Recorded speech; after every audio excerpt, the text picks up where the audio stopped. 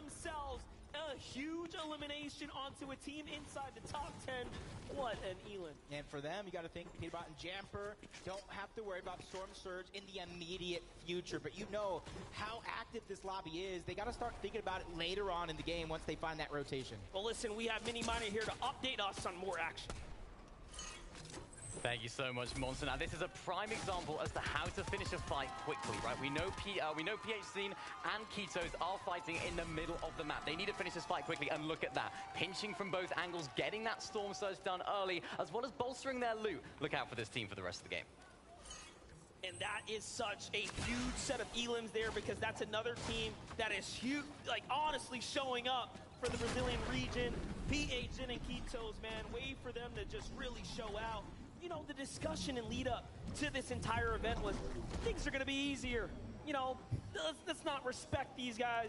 And now all of a sudden they're saying, hold up. No, hold my water. Hold my mini shield. Let me show you what I'm capable of. And I am so impressed by what we have seen so far. And you're seeing a lot more activity in this game than the previous two, because they're starting to fill each other out. They're realizing how hard it is to get Storm Surge later on in the game, so they're trying to get it as early as possible, so that when they end up in those close zones, they're boxed up, they can pick and choose when they have to peek, instead of Storm Surge saying you have to go or you're going to go back to the lobby. Vidal, no stranger to victory royales, but falling very much short so far.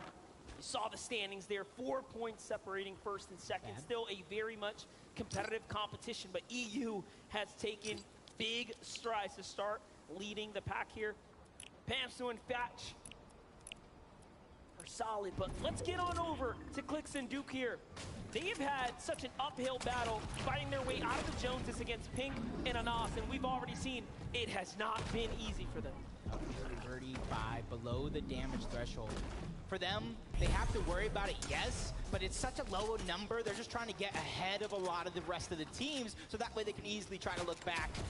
And the shot still coming in from the high ground. There goes Duke trying to poke a couple of shots. He finds some good damage, but takes some as well. Going to be above the damage threshold, so once again, they can find a way to kind of rotate forward. And I want to see them do that now, because history says when Clix and Duke fall behind the zone, they somehow find a way to kind of not have those good games. I think the player base tends to forget, the scene tends to forget. Clix has also competed in the World Cup for solos and duos. This is where it all began for him so many years ago. And just look at the difference now. All grown up here at the international stage, still competing at the highest caliber. For Marim and Zagu, similar stories. They've been putting in work for a very long time, but look at this. Tough right now. This is the worst we've seen them. Yeah, we're pretty active in game number 1. Trying to do it again in game number 2. Game number 3, 164 below the damage threshold. The lucky thing for them is not only are they right at the edge of zone, they have rotation right above them, they have elevation right above them, so they're going to be able to kind of lay their eyes on the land and try to find the shots. But Bevy and Vortex are under siege yet again. Luckily for them, they're 153 above the damage threshold, so they can pick and choose. Do we fight this here? Do we kind of wait a little bit longer? And it looks like they're just going to peek, try to get even more surge, and hunt down these teams as Vortex takes a huge amount of damage. Vortex versus Vortex Surge for a second there. Don't be confused. Two very different duos. Kanata and Macwood, though, are alive right now. We've seen them put up some exceptional performances today so far, especially in that game 1. They were the upset to Bugha and Miro. Game 2, not quite where they wanted to be, but this here is a chance at redemption. They find Robab and walk on the edge of zone. Malabuka from the Storm to the new safety of the zone. It's not looking good, though. He has lost his teammate. Yeah, early games, they were below on damage, not getting too aggressive. And you see the Asian duo taking out Brazil as well. King went down, but that's Jason Basil above Malabuka.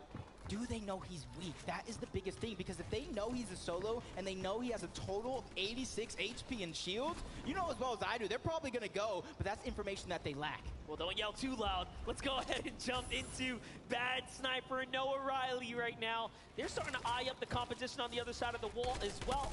You can see they're just looking, but hey man, there's something about these extremely healthy builds. You know, no one really wants to fully commit a full mag inside. You have to start deciding for yourself. Are they in a world of trouble? Can I actually do it? And Bad Sniper says, instincts speak louder here. I want to step up. I want to take this fight right now. He heard Fab's shield get cracked by Storm Surge, and he immediately looked that direction. Bad Sniper, and Noah Riley coming out with a vengeance here in game number 3. Right around the corner, though, you got to watch out. Cammy and Seti is there, but back on board this fight where Malapuka is still alive by himself. Jason Basil, they're trying to attack right now, but Malapuka doing a good job. He's doing everything that he can. Pressure from so many angles. Is he going to be able to escape? Let's see it go down. Jason Basil have an incredible win rate in these close game battles in the early zones, and look at that. All of a sudden now they add to it, padding the stat, making it look nice and solid. Clix and Duke thought about it. They say, no, OCE boys, you got it. I'm getting out of here. And that is so much respect because they are so far below the surge as well. They could have easily stood there and fight. They need it more than anyone. And as to, oh my gosh, our game leaders, Seti and Cammy, are actually below the surge. This is so bad for them. They just need to be able to find a position front side of zone, but they think it's the less traveled, but there's so many teams in front of them. 3 directly on the right, 3 directly on the left. Oh, no. 1 is behind them, and it's hot on their heels. That's Noah Riley, that's Bad Sniper. He was shot by Cammy, box to box, he's knocking on the door. He wants to finish this one off inside of Storm. Nobody really having HP to kind of regenerate, and Cammy and Seti go down. And Bad Sniper gets to represent for France. They're taking down our Polish duo alongside Noah Riley as well. Way to do it there. Switzerland has to be happy, but let's jump on over to Rezon, who is, of course, representing for the EU side and Germany. But let's see it. Aqua looks for something. He's got Duke in his sights for Duke. Claps back, and Aqua's hurt. He loses reason, but Aqua manages to find a 2-for-1 special and cleans things up. Yeah, Duke was getting chunked out by the zone. He had 2 players hot on his heels. It's not the exact position you want to be in, but these guys can show up at any moment in any game. But for them, they're down 3. And 1 shot, 2 elims, a very rare occurrence. When you're that good, you're that good. That is true. Here's an ass in pink. We already know. Now, their biggest problems are down. They're out. Kitos and PH Zin, here they are, looking to continue to hold their position. They're 100 above the surge.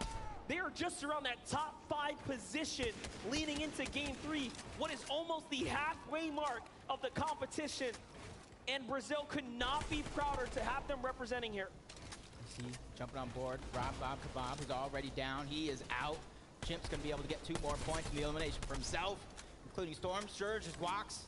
He has no shield. He has no HP to regenerate. Just 50 HP total left to his name and those 2 launch pads. But that's also what worries me is those 2 launch pads because he has a far rotation to go and he's going to have to probably use both of them with short pads in order to get there. That's right. He's looking to go ahead and make that move. There's nothing in front of him. Meanwhile, Miro and Bugha, decisions for them as well. How do they want to move out? They hear the launch pad go off. They say, hey, let's save ours. Come up here. Let's go ahead and recycle that. Can they find it? There it is. They do get it. And they go in the opposite direction.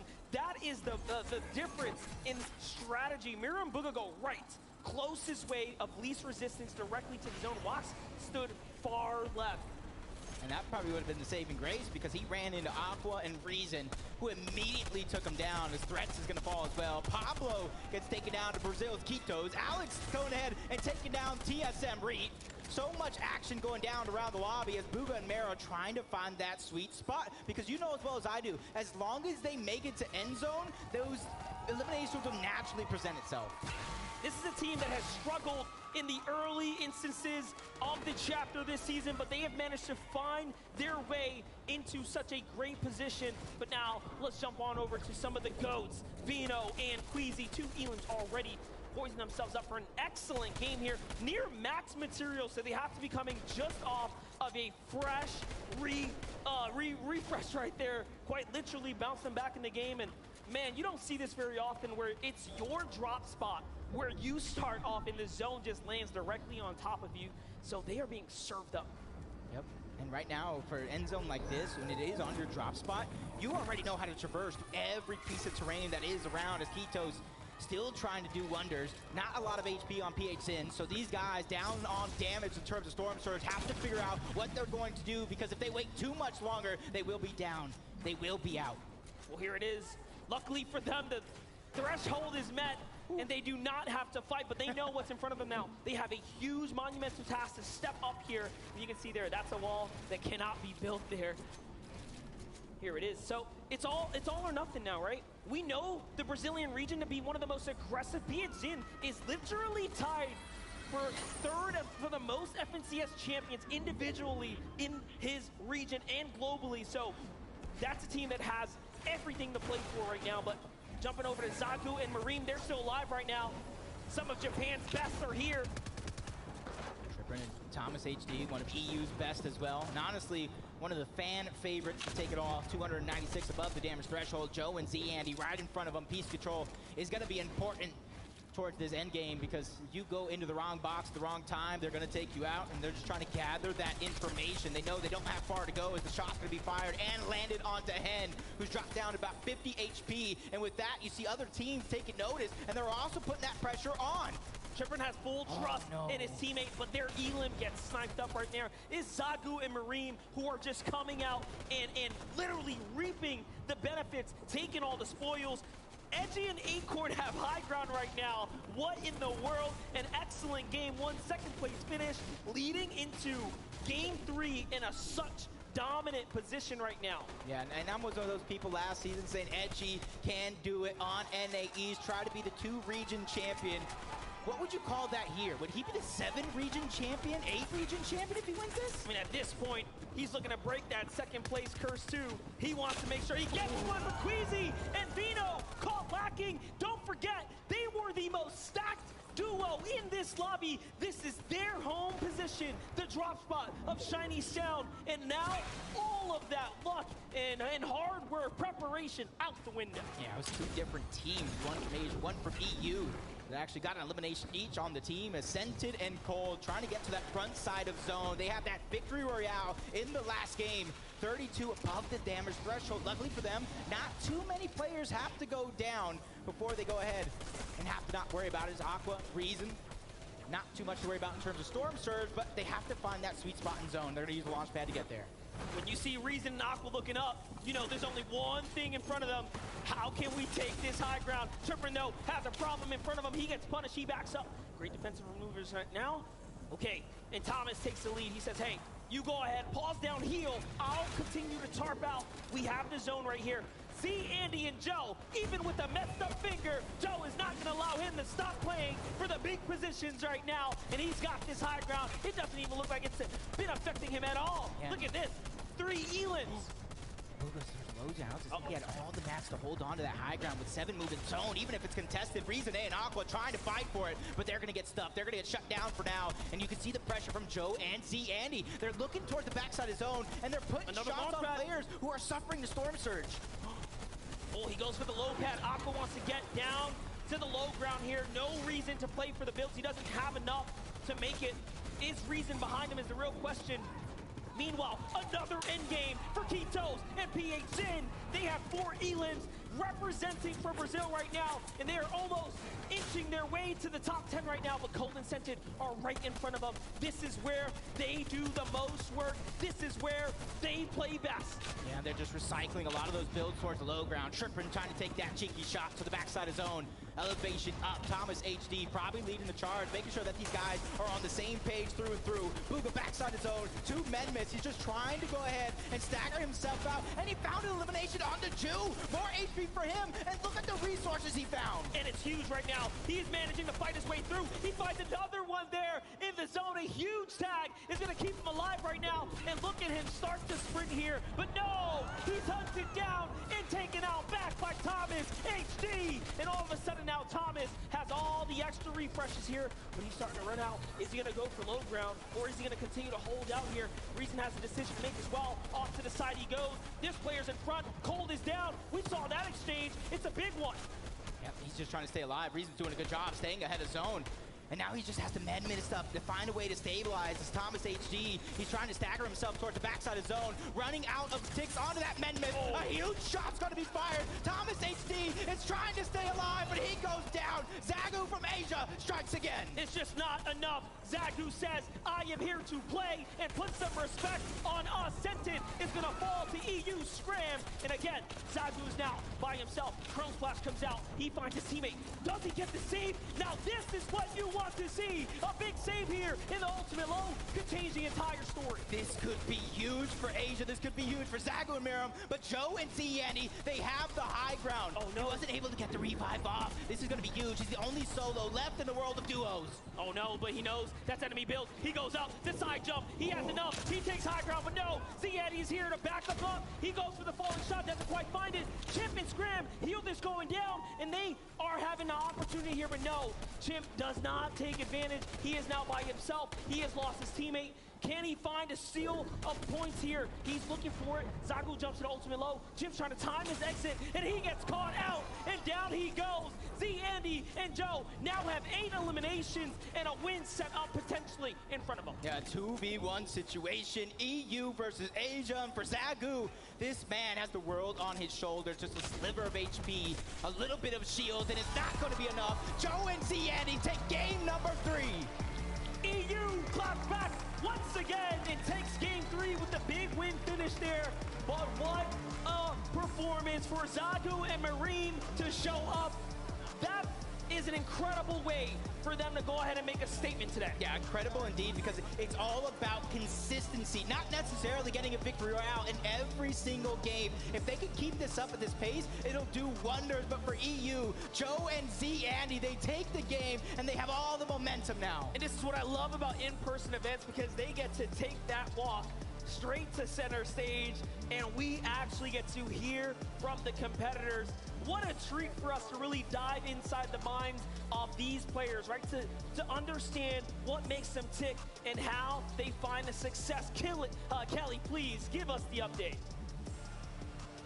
Joined here by Z, Andy, and Joe. Everyone make some noise for our Game 3 winners. So I swear, I was watching the game and I saw Acorn and Edgy had height. I turned around, looked back, and then you guys had it. How were you able to take it? We just sped it up and came 90 to the sky limit. It was absolutely incredible. Not only did you get the VR, but you also walked away with 9 eliminations, I believe. Is aggression a big part of your play style? Yeah, we want height, just spraying down and getting kills.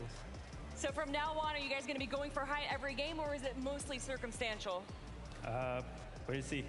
Yeah, and how are you feeling about the remaining 3 games today? Feeling good after that game now. As you should be feeling good. Everyone, one more time, make some noise for these 2 right here. Thank you guys for joining me. Enjoy your break, and we're going to be heading on to the desk. Joe and Z, Andy, victory royale in game number 3 of the FNCS Invitational. A huge way to show up, and not only the victory royale, but accompanied by 9 eliminations. Tokata, that's what you want to see on this stage. It's what you love to see, right, Zeke? Those big VRs that boost you up in that leaderboard. I mean, we saw Queasy and Vino dominating the high ground in the first 2 games initially, but Joe and Ziandi now showing how it's done, not only securing the VR, but also with a good amount of units. And you know what's more impressive, right? This is a very, very north zone. These guys land all the way down to the south, down in Synapse Station, just before the zone started closing. It was 5th zone, I believe it was. They had 3 eliminations. They sorted out their Storm Surge early on. They got the materials, and they were able to take high ground so effectively. I like the way they played it too, Takara. They were playing one up front side, one up back side. No one was getting up there. I love how they've adapted. They were actually originally going to be contested by Baka and On1 in the Synapse Station, but now having it uncontested, they have to figure out how to get that damage, you know, before the late game and not have to worry too much about those rotations, but they've done it, and it's showing. Looks so good here, especially to finally be able to kind of, to get those wheels moving, right? To get these players finally in that place where they can say, look, okay, game 1, regardless of what has happened the previous 2 games, we're all ready to go, and we're ready to put numbers on the leaderboard. Let's take a look at said leaderboard and see how things are shaking out. Remember, we have another 3 games left today. We'll be back tomorrow for the last 6. Queasy and Vino now tied with Meram and Zagu. And I just gotta say, the international teams here, Japan, Brazil, y'all are showing up huge. This is what you love to see from an international event. Queasy and Vino were fan favorites coming in from EU, but now seeing Miriam and Zagu tied for that first place spot. Remember, Queasy and Vino, they got knocked out in 6th zone this last match. They had a very strong first 2 games, but this third one was not so strong. But if you want to get that first place spot, you have to stay on top, and that is what the duo from Asia is doing. Yeah, and things were looking peachy for them, right? They were picking up eliminations, they were looking good, they had the materials to go for their classic high ground take, but unfortunately, it couldn't quite work out for them, right? They were just getting sprayed from all different angles. Maybe it was a positional issue, maybe Queasy might have to take blame for that, but you know what? There's still plenty of games to go. You gotta hope that they can just make the adjustments, right? It's fine, they're still in first place, right? Even with the situation, they go down in 21st place. In that game, they're still in first overall in the leaderboard.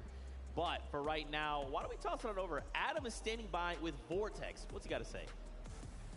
Thank you very much, Zeke. Here, actually, Hen was just complimenting me on my. I smell a candy floss or cotton candy kind of smell. I'd love to take credit, but it could be the points you've scored thus far. Second place in Game 2. Hen, how are you feeling after the first 3 games of FNCS Invitational? Not good enough. Obviously, we got second place in the second game, but the first and the third game weren't good enough. And hopefully we can fix that after the break. Yeah, that's about it. I mean, Vortex, coming into this competition, he says it's not good enough. Do you set real high expectations every game? Do you set certain things you must do on a game-to-game basis each time? Yeah, we did okay the first 3 games. First game I did a dumb mistake, and yeah, we need to fix it. Gotcha. And I think when it comes down to this competition as well, playing against the rest of the world, there is a pressure, but there are still 9 games to go. 9 games to go. That sounds like fun. That sounds like fun indeed. Thanks very much. Massive shout out to Head and Vortex. Let's head back to Zeke on the main stage. Just kidding, Adam. Surprise for you here. It's actually me, Vivid, on the stage. Shout out to the players. Game number 3 is done. Into the halftime we go. Some of the players will have an opportunity to make some changes, just like Booga and Miro have. As you can see here, some of those early games, the Storm Surge wasn't necessarily looking in their favor, so they're actually going to go ahead and make sure to prioritize some of these tags before they're even fully loaded up. Miro right here has a pistol, and he's still making sure to find those opportunities in that early game. Now, of course, this is something that we love to see out of Booga and Miro. This is something that they usually do. Move just to the north of them over here at this area, set up on this hill, and find plenty of tags throughout this early game to make sure that they are set on Storm Surge. And they actually sit up here for so long that Hen and Vortex are not even expecting them to still be up there. And they get this nice sneaky beam in here to make sure that their Storm Surge is looking good. And then listen, this is the adjustments I was talking about. Look at this. Booga and Miro sitting all the way back in the storm, knowing that Malabuka and Merstash have been making this late rotate with the balloons as well, to make sure that they get some Storm Surge tags on them as they fly through the air. He does get the knock, ultimately doesn't find the elimination, but the adjustments are being made, and that's what we love to see. Now let's check out what Zeke has for us. Thank you so much, Vivid, for that breakdown. As we come back to the desk, we have a very special guest joining us here on the analyst desk. It's none other than Cypher PK. You guys can give it up. I mean, we all know Cypher is pretty incredible at everything he does. I mean, you can hear the fans absolutely losing their minds. Cypher, how's it going, man? Okay. Yeah, that's awesome. That's awesome.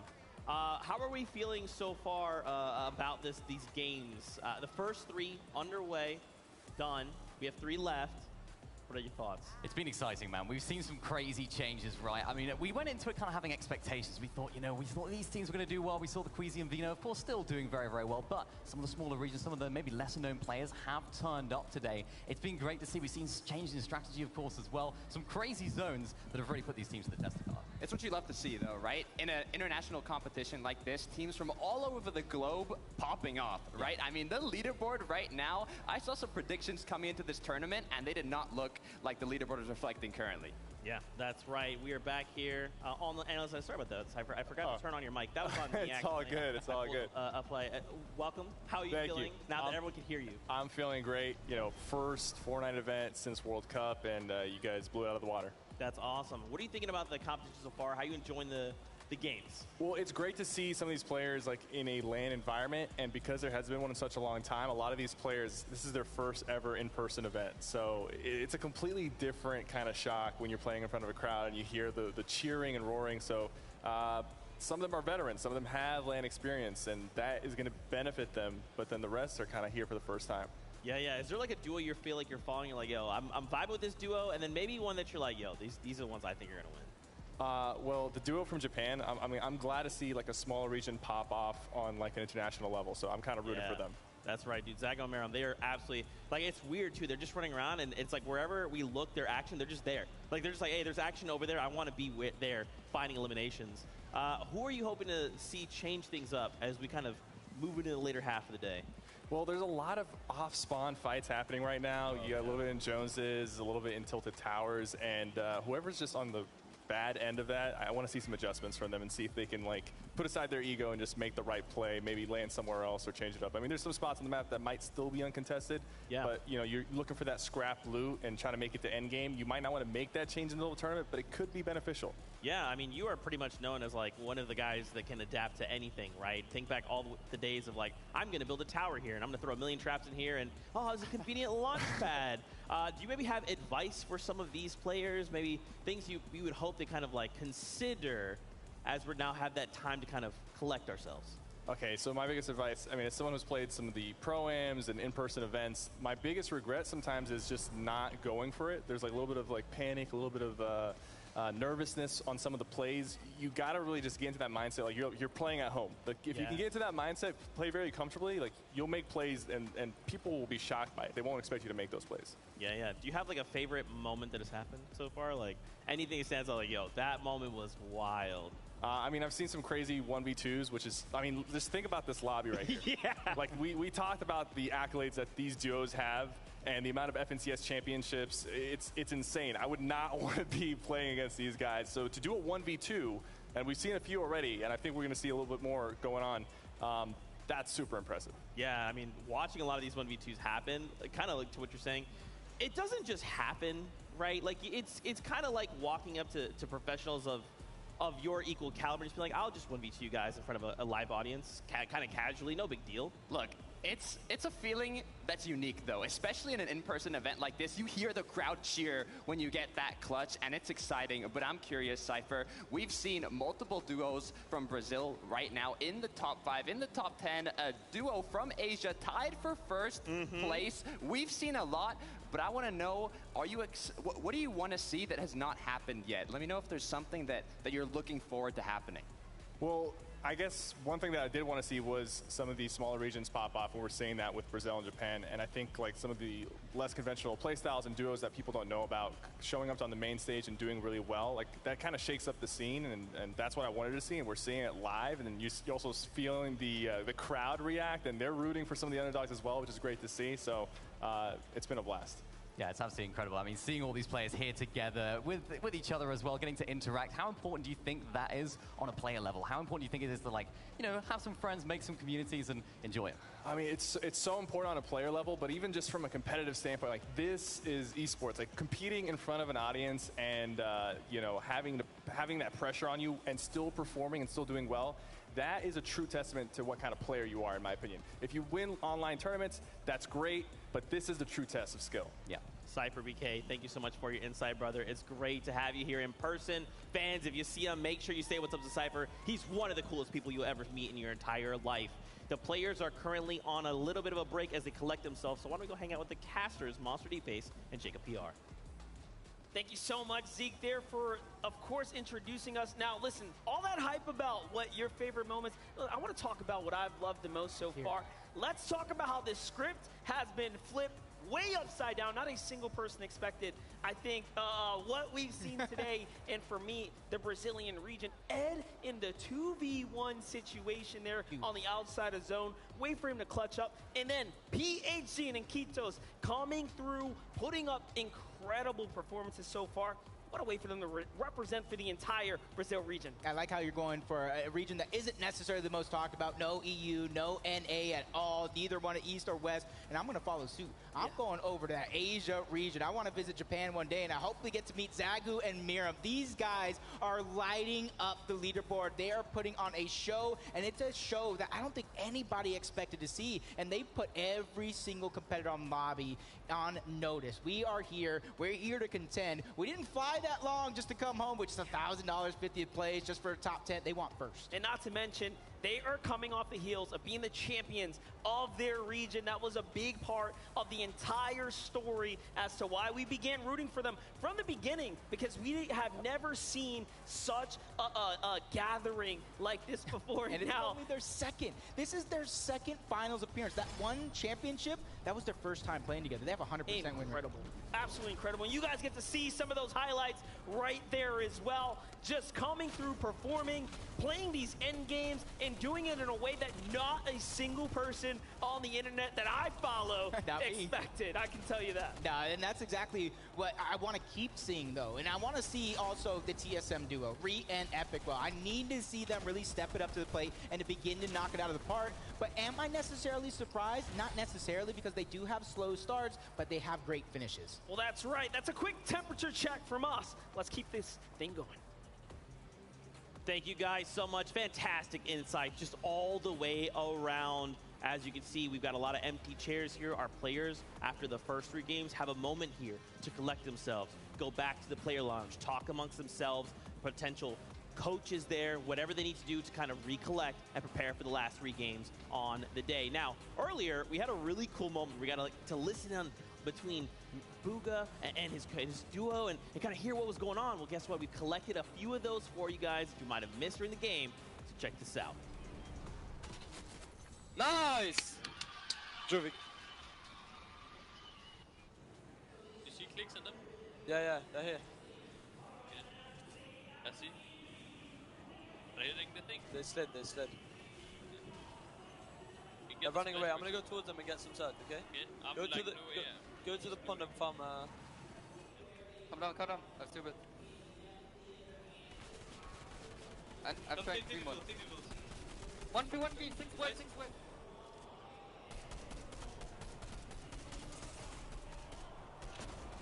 One drop. Let's go up. More HP. Dead. No! Lucky. Nice try. Wait, running in. Getting surge. 48. Big break. 5, 150, 250. What about you? Say it again. Sorry. That's 5, 2, 5. Okay, awesome.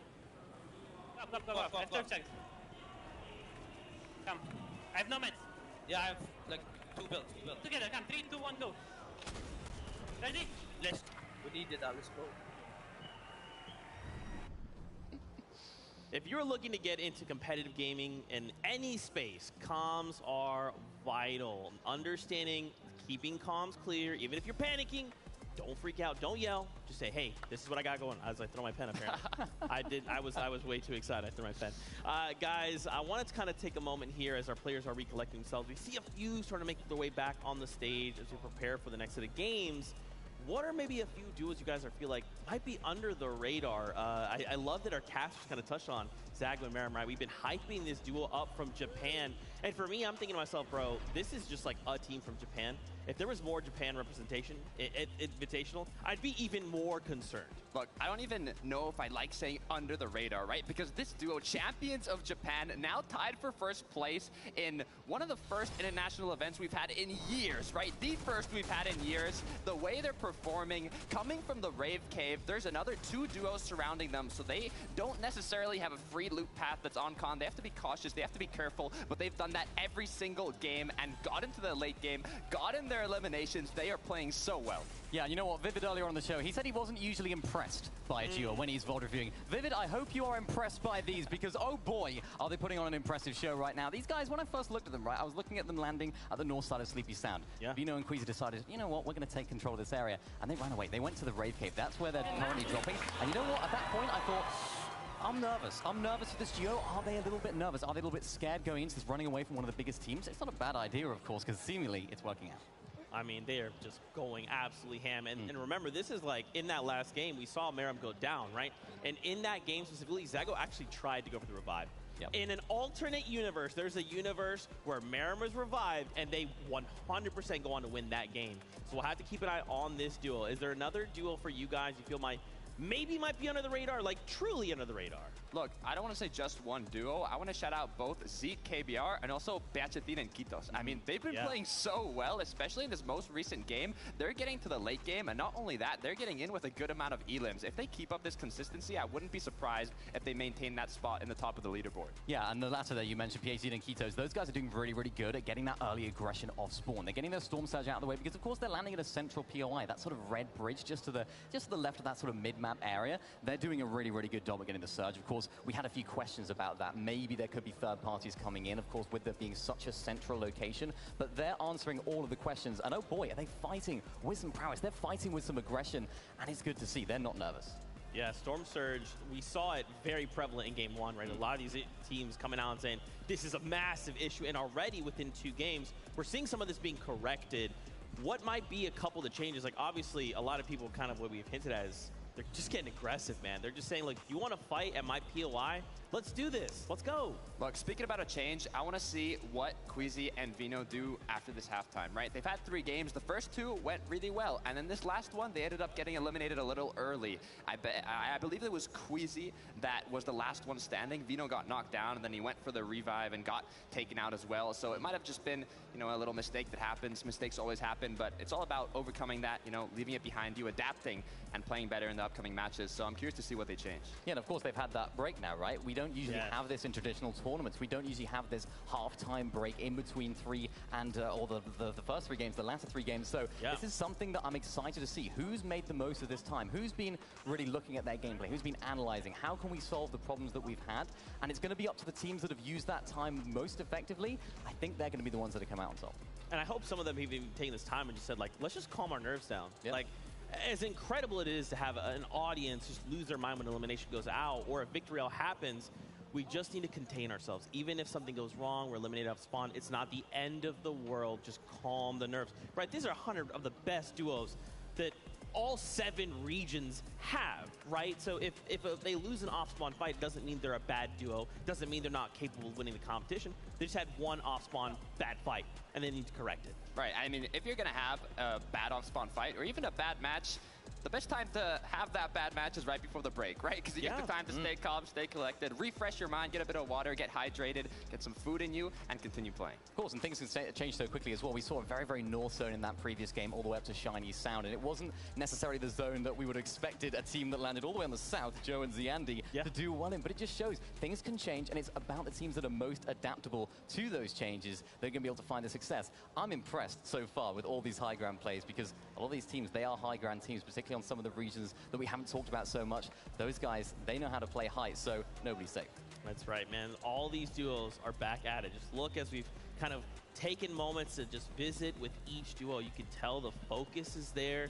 A lot of them are ready to get back at it. What are you guys hoping to see changes for these next 3 games? Look, we've seen a lot of victory royales come from the clouds, right? From up above. I want to see people down in the dirt, fighting back and showing what they're made of, right?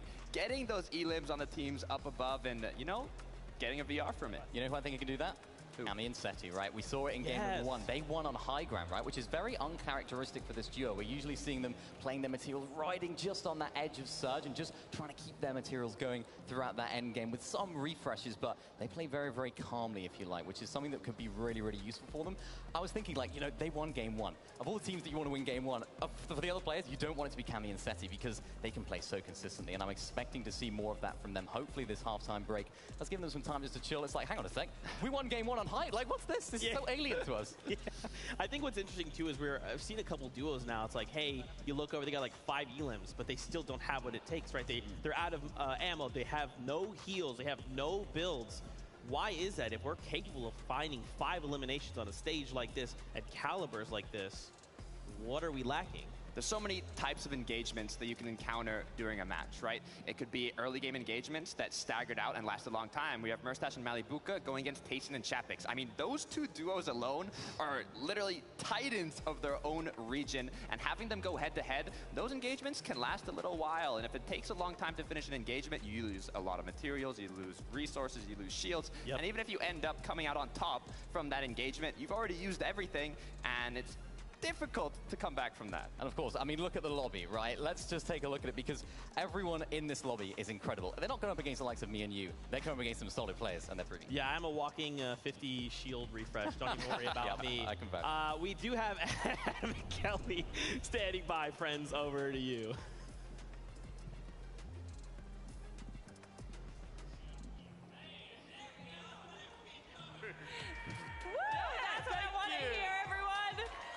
Thank you so much, Desk, and thank you guys for hanging out with us. We wanted to make sure that our players had a break between games 3 and 4, get some food, get some drinks, and now they are ready to go.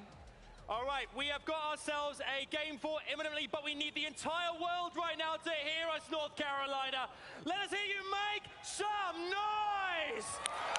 Let them hear you in Japan, in Greenham, let them hear you in Mars! We are here! We are ready, everyone. Let's go to game number 4.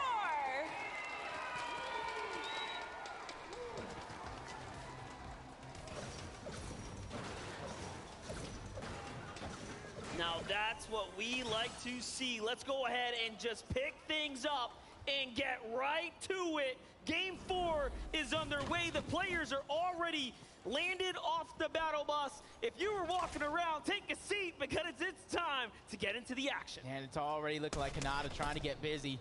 Taking down Vortexers for the first elimination of the game. Ascented trying to put shots on into the distance. It does look like Cole got a knock onto Pars. The angles and the pressure is already coming out. These guys have been battling all weekend long for that contested drop spot in the middle islands. And with Pars dropping, Raze has the world of pressure on his shoulder in this game. And it's so crazy, because we didn't think they were going to be able to do it. Nope. Get past this, what feels like crazy hurdle. Being contested on an in-person event should honestly cross you out of the equation here, but not for these competitors. They don't let that little inconvenience stop them. If anything, they weaponize it. They've turned it into surge tag. They've turned it into great standings. Even Sagu and Marine here from Team Alba representing for their entire region at the Rave Cave. Yep, this is huge. You got Thomas, HD, and Tripperin, Commandment, and Avery all landing towards the Rave Cave. Luckily enough, this is one of the biggest POIs with a ton of loot to go around. And you're kind of seeing not too many early game fights going down over there. As Kitos and PH Zin trying to have that early game that they want, because for them, they've been doing so consistent lately out of this drop spot. Not too much contesting going by. And for their Storm Surge, they have so many players around them so they can gather it. Now, what's crazy is that the story of Brazil is W key, but not for them. They've made all their points through placement. They actually have some of the lowest eliminations overall. When you stand them against the others inside the top 5, they're actually at the lower spectrum. But Vico and Marine here starting to get into some dangerous territory. You can see the reality tree is no free position by any means. You have Retake and crew up above, Z-Andy and Joe, who have just taken home a huge moment and win for themselves, are now poised up at the Synapse Station just south of Bugamura. Yeah, and right now, even though they have uncontested drop, it almost makes me wonder, with the zone kind of being towards the northeast portion. I was going to say exactly this, what Grim Gable looks like for Larson and Smite, who actually did win that off-spawn exchange last game against Buzz and Looter, trying to have that repeat success here in this game. But right now, they're just kind of taking their time. They're high up on the mountain, so they got to be careful for those third-party attempts to come through. Now, Buzz and Looter are playing potentially spoiler here outside the Grim Gables, because we have this Larson and Smite duo who have fought their way on up to 7th.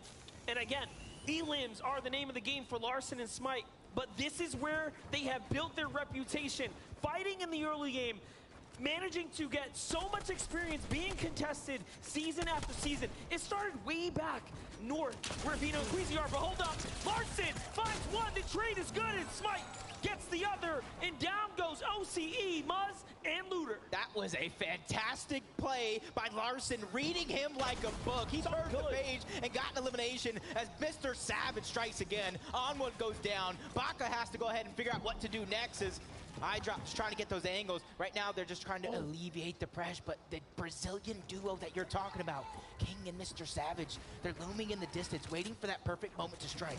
And that's right. This is such a huge opportunity. Now, remember, they land just west of the Chrome Jam Junction. For them to come in, sweep things up, could change the story around. There it is. They open up with a couple tags, but iDrop gets to the loot first. He's got the refresh. He's got a little more material, and you have to assume King and Ed are just a little bit more positioned and ready for this, but a good defense, a good bluff is all you need here to back them off, and it is going to be enough.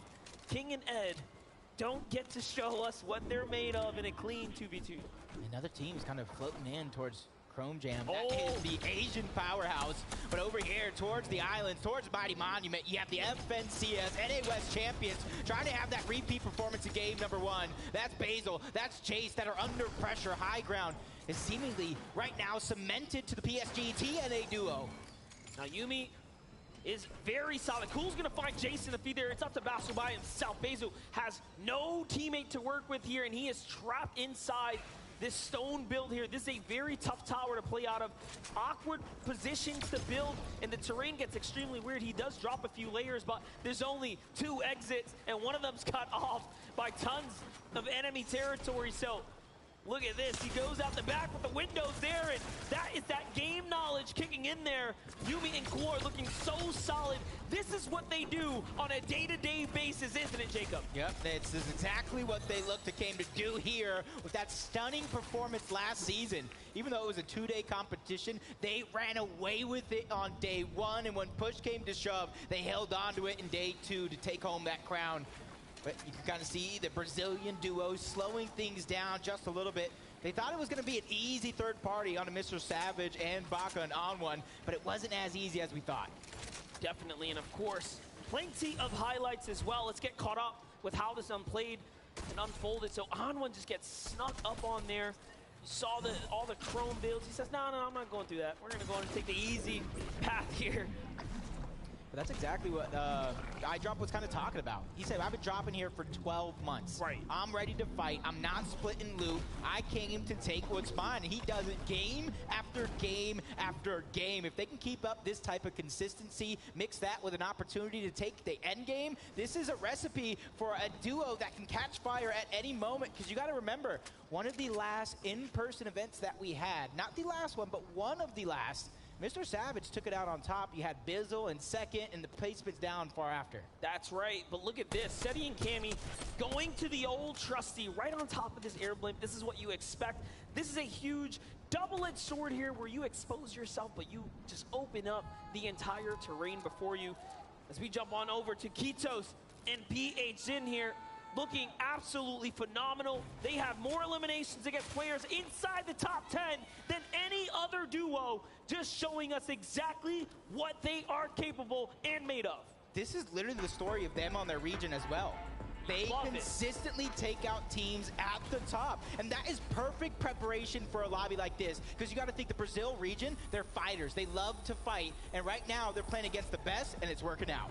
Let's talk a little bit about this zone for a second here. For the first time now, we see a little northern pull off to the east, so we get another kind of shake-up. So the last time we went to Shiny, it didn't quite work out for Vino and Queasy, but what we did see was that they were so just suited for a big game. And now that we know that, it should be the same story. But let's get on over to Lustrous Lagoon here. It's crazy to me how Runa and Peppo have demanded so much respect from this entire regional competition that no one has decided to contest them here at the Lagoon. We've known in seasons past, this is a hot spot. Yeah, and I love how they're playing. They know exactly what happens to any team in Lustrous Lagoon if they have it uncontested. You take too long to loot, these other team on the outskirts will begin to climb up onto that mountain and put the shots down. They met Chimp and Scram there. They don't want to let anything go easy in a lobby like this, but Chimp You can kind of see him crouching down, biding his time, trying to minimize the audio that he does give out. Reuniting with Scram, trying to get that elevation in, but no opportunity is going to be given up by Runa and Peppo. Love the focus that we're seeing from Chimp right now as he is starting to line up Runa and Peppo here.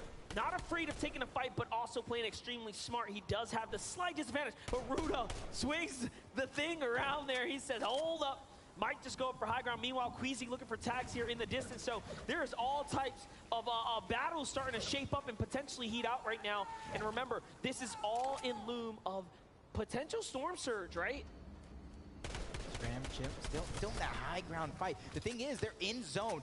Every team that landed south is going to come here on this side. This is going to be the most congested side of the map, Monster. They have to be careful. They got to start looking to end this fight quick, whether it's taking the actual fight or just trying to disengage. Zagu doesn't stop, though. He finds Falconer in the feed there while this fight is raging on here. Chimp still looking around, just saying, hey, Scram, I trust you. Do your thing. Take that toe-to-toe. Keep them busy. Meanwhile, Chimp's like, I'll look for tags in the distance, make sure no one sneaks up. The confidence to trust in Scram to play by himself here.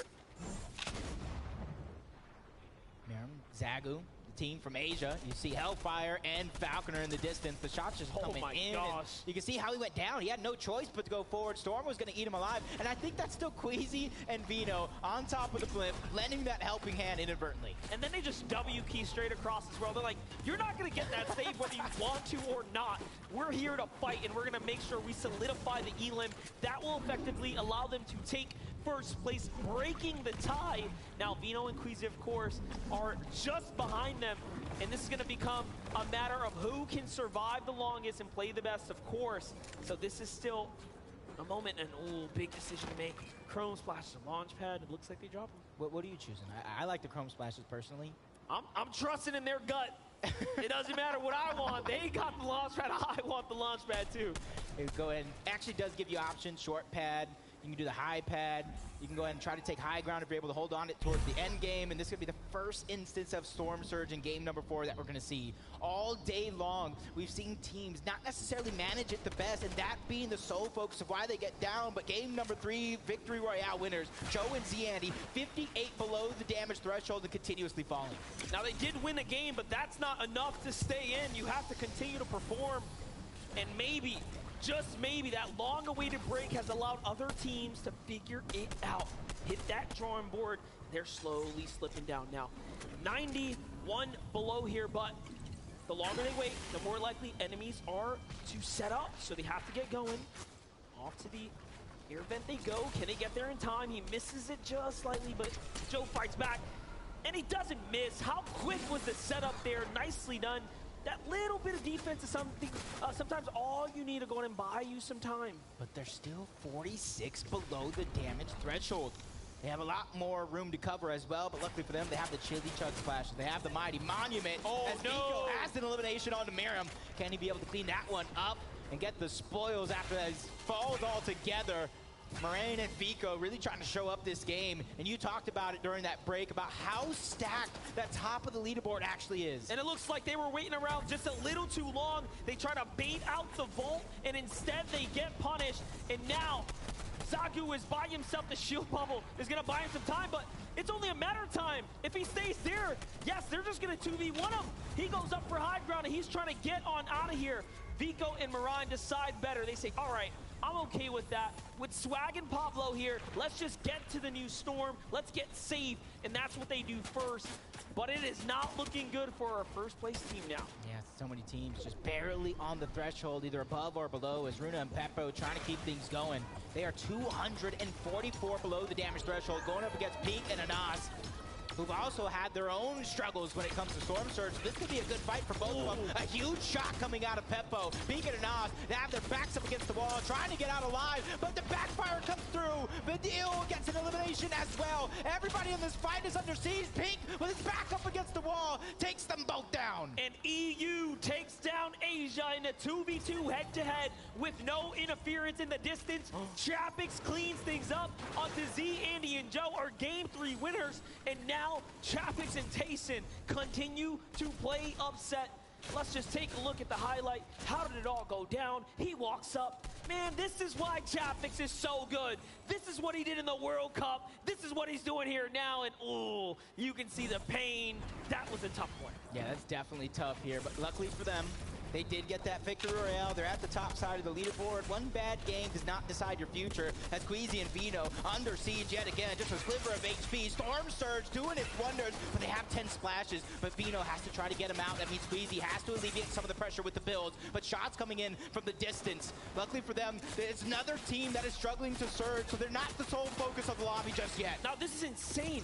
First place has already lost a teammate. Now, Vino and Queasy were in second. Just points behind, are so hurt here, and the surge is continuing. They will have to take this fight. That's not an easy duo, and that one isn't either. This is looking very, very tough now for Queasy and Vino. As Merrim gets knocked down again to Edgy.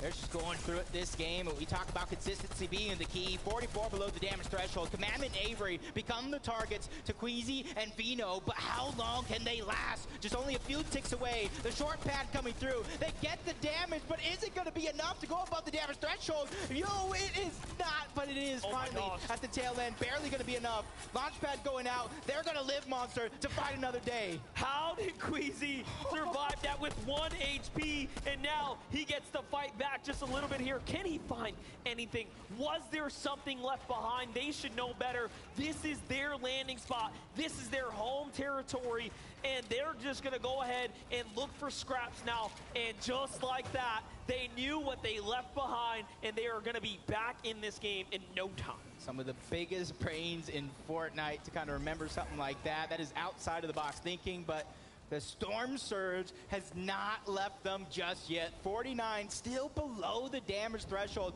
Commandment and Avery, I don't know how they made it out alive either, but they're still doing a good job this time around. 187 above the damage threshold. Let's see what they can do when it's not going to be a worry. Let's not forget, these are our previous NA East champions, but hold up. Vino says we need some elims, but no, he gets taken out, and Queasy, it's up to him, and he falls too. And all of a sudden, Vino and Queasy are down, and Zagu is there to play in the mess here. He is putting his own two thoughts into the battle. He has not given up, and this is an opportunity now. Look at Zagu's HP. He is so hurt there off to the side, and now he turns and burns. He's like, yeah, I'm going to leave it to you, Avery. I'm going to leave it to you, Commandment. You guys can have it, but it's Savage and iDrop who get all the loot. Yeah, and that's huge for the loot for Savage and iDrop, because now they can kind of pick and choose. You see, he still has some bandages there, so he's trying to look for something else to maybe trade it off. But with 2 launch pads, the zone right now is not going to be a worry at all, especially since Commandment and Avery are already making their rotation outward. But another team landed towards cloudy combos. Malibuca and Mustache. So let's think about this, right? Third place is out. Joe and Zandy are out. That's going to allow things to get really competitive at the top. But now that we see Queasy and Vino crossed out as well, it is that much closer here. Let's take a look at these quick highlights here. How are they so far ahead of the Surge? Well, there you go. You ask and you receive. Jamper just gets clotheslined without any notice. It almost looks like they were thinking the same thing. Let me knock on this door, take this piece away, but Jamper was just a little bit too slow to the punch. Trolls Rifty trying to fly high through the sky. Tripper and Thomas. It's like target practice for them as Macwood does go down to Hydro. And there goes the leaderboard, 5th through 9th. Look how stacked it is. Only 8 points separating those teams. And remember, Joe and Andy are down and out. Zagu has jumped back into the game here. Impressive. 46 damage above the Surge. All he has to do is out-survive 2 players, and you would think it would not be possible, but he has found his way back into this game here, and he is still getting that much more lucky. Sometimes all it takes is a little bit of luck, and look at the heals come back to reward him here. He's going to hold on and continue to earn. Seti and Cammy have an opportunity to go ahead and close this gap. They lost out on it at the last game, falling short. But as we know, they're slow, they're steady. Yeah, for them, it's not just chasing after eliminations. They're not forcing any of these plays. Like you said, slow and steady wins the race. And for them, they let these opportunities naturally present itself while gathering all the information in the lobby. They know exactly what to do as long as they're not playing with their backs up against the wall. Clix and Duke, another highly skilled team, 353 above the damage threshold. They already have an elimination. For them, it's just making it to the end game itself. And it's crazy to show the disparity, the point difference between Clix and Duke there, and first place, 47 points separate, 20th from first. It shows you that's about a 2-game spread. You have to play very, very well, but it also shows you one big win, and you're inside the top 10 undoubtedly. You are very much right back into this game if you can just get one. Yeah, mindset and handling this pressure is going to be huge because it's easy. You know, 12 games, being in a stage like this, you go down early, it starts to sink in that doubt. It's easy to believe in that doubt, but right now, you guys are the best of the best on that stage. You need to snap yourselves out of it and really pick it back up because this is game 4 out of 12. You have every chance in the world to make a comeback. Ju and Yusra have been contested on the drop to the hands of OCE, Alex and Bailey. We have seen what they have managed to do all day. They are an exceptional duo. And finally now, Yusri and Ju get to show us what they are made of. They are playing for high ground, but they're below the surge. They're gonna have to take a box fight. The wall's his, but not quick enough on the edit there, and instead, he backs off. What do you do in this situation? Do you look around or take a box fight is the question. And Ju says, hold that thought. Let me go ahead and get these tags real quick. Don't worry, Monster. I got you. You ask a question, I'll definitely give you an answer in a moment. 48 above the damage threshold. They know their job is not done just yet, but they can at least slow things down, start to gather the information like a lot of these other teams are going to be needing. But them having the high ground, if they pull zone, they're going to be in the perfect position to terrorize the rest of the lobby. Oof. Smite and Nobody Larson gets it. Smite and Larson still alive here. They came in 7th place. 3 elims added on to where they left off. Now effectively has to jump them on up for a fight for top 3, potentially first as well. I have a question though. Is Zagu still alive? Is he somehow snaking his way around the game? We're gonna have to find out. Sensitive Cold, often an endgame. That consistency paying off right now as we know it should. Sensitive and Cold are just proving that they are so good at Fortnite, no matter what the setting is, online or in person. And the team, after that first game, is finally finding their rhythm. 251 above the damage threshold. 3 eliminations so far. 3 chilling truck splashes onto Merstash. So you got to imagine on the other side, probably having some rotation as well. But Scented and Cold right now trying to find a way to stabilize. 29 below the damage threshold. Luckily for them, though, that's not too much. That's one good shot, but the same thing happens to them. They're under pressure. 19 HP, trying to get the splashes off, but now Zone is kicking them out. Cold goes down. It's all to Scented. And it looks like Acorn and Edgy were just waiting for that wall to open up, and there it is. Acorn is the one who finds Cold, and Scented is now left to do it by himself, but he has been here before. That is where he feels most comfortable. Meanwhile, Pink and Anas, they have so much catching up to do. They have already picked up 5 elims. This is exactly the type of pacing they want to be on coming into an end game. But Cammy and Seti are here in the mid ground. PH and Kitos are there as well. This is one of the most dangerous layers that we have seen, and it's players who are fighting to get that #1 spot. Oh, but Scented, he was able to take down Thor, but he needs that Siphon to come through, and it goes in just in the nick of time, trying to stay alive. Chili Chuck Splash to try to go ahead and gain the speed to get to the outside of zone. Somehow Anas is down. You got to thank Commandment and Avery for that one. So now Pink is left as a solo. What can he do with only 3 builds to his name? And they take high ground again in this game here. 4 elims now. Things are really starting to get interesting for NAEs. Avery says, come down. Let's go to the low ground and wait for him to start taking the lead here. Now, usually we call Commandment the Mr. Clutch, and Commandment says, trust in me. I have this high ground on lock. Meet me at the top. Yep, for one of the most insane end-game finishes for the FNCS Chapter 3 Season 3 Championship. They're looking to do it here again in this game as Malapuka's by himself. He ends up into the box, takes another player out. A huge Siphon and refresh to come through just in the nick of time. That was Ed from Brazil who went down, but he's doing a good job. Malapuka immediately beelining to the front side of zone. And back to Pink here. Look at Pink's perspective. He's on that low with 7 elims. He has not stopped picking up. Malapuka continues to fight though. Yusri He's gonna fall there, and a quick Elam. Someone's behind him, though. Now he turns around, and it's just enemy territory everywhere. Which way are you gonna go, son? That's the zone. Larson and Smite are still alive. This is where they do the most work, but no, it's not enough. They get wiped up and taken out. Shot missed. Duke clicks, take advantage in the blink of an eye. Another end game. They're trying to move up to the top leaderboards as Thomas HD goes down. Trippin feeling the pressure as a solo here. Changing elevation. That was a huge play because look how many teams are stuck down low towards the low ground, but now he has to meet him down there as Commandment Avery begin to put on the pressure. Malabuka, 4 eliminations as a solo. 6 as a team. The damage continues, and he's putting on a show. He doesn't stop. Down goes Rifty. 5 Eels. Can he get another? No, it's not enough. Trippin fights back. He's got it in him. And now, look at this. Behind the walls, BL and Edgy from the Storm. BL is still in this. It's Seti who's representing on this low ground. Another huge, consistent game for Seti is everything here. There's 5 duos left, and about maybe 3 of them are full duos right now, and Savage loses another one. He's a solo. He's trying to take down the NA West team. He takes down Yumi. Huge siphon coming through. Mr. Savage does it again and gets into the top 4. You have to love the move in here. Oh my God! Another one. He does not stop.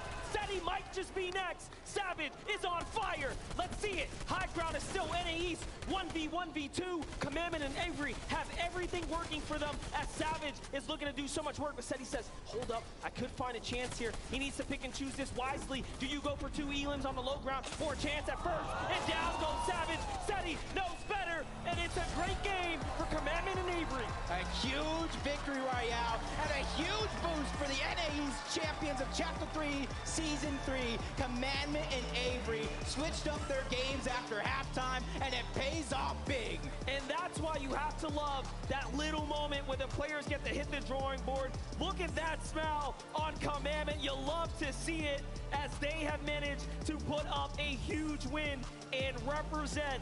And again, the story goes now. 2 for EU, 2 wins for NA East. It's just back and forth, showing us how close the competition really is. And you're seeing the polar opposite of what happens to some of these teams. But let's go ahead and listen to them as Kelly is going to dig deep to figure out how they did it.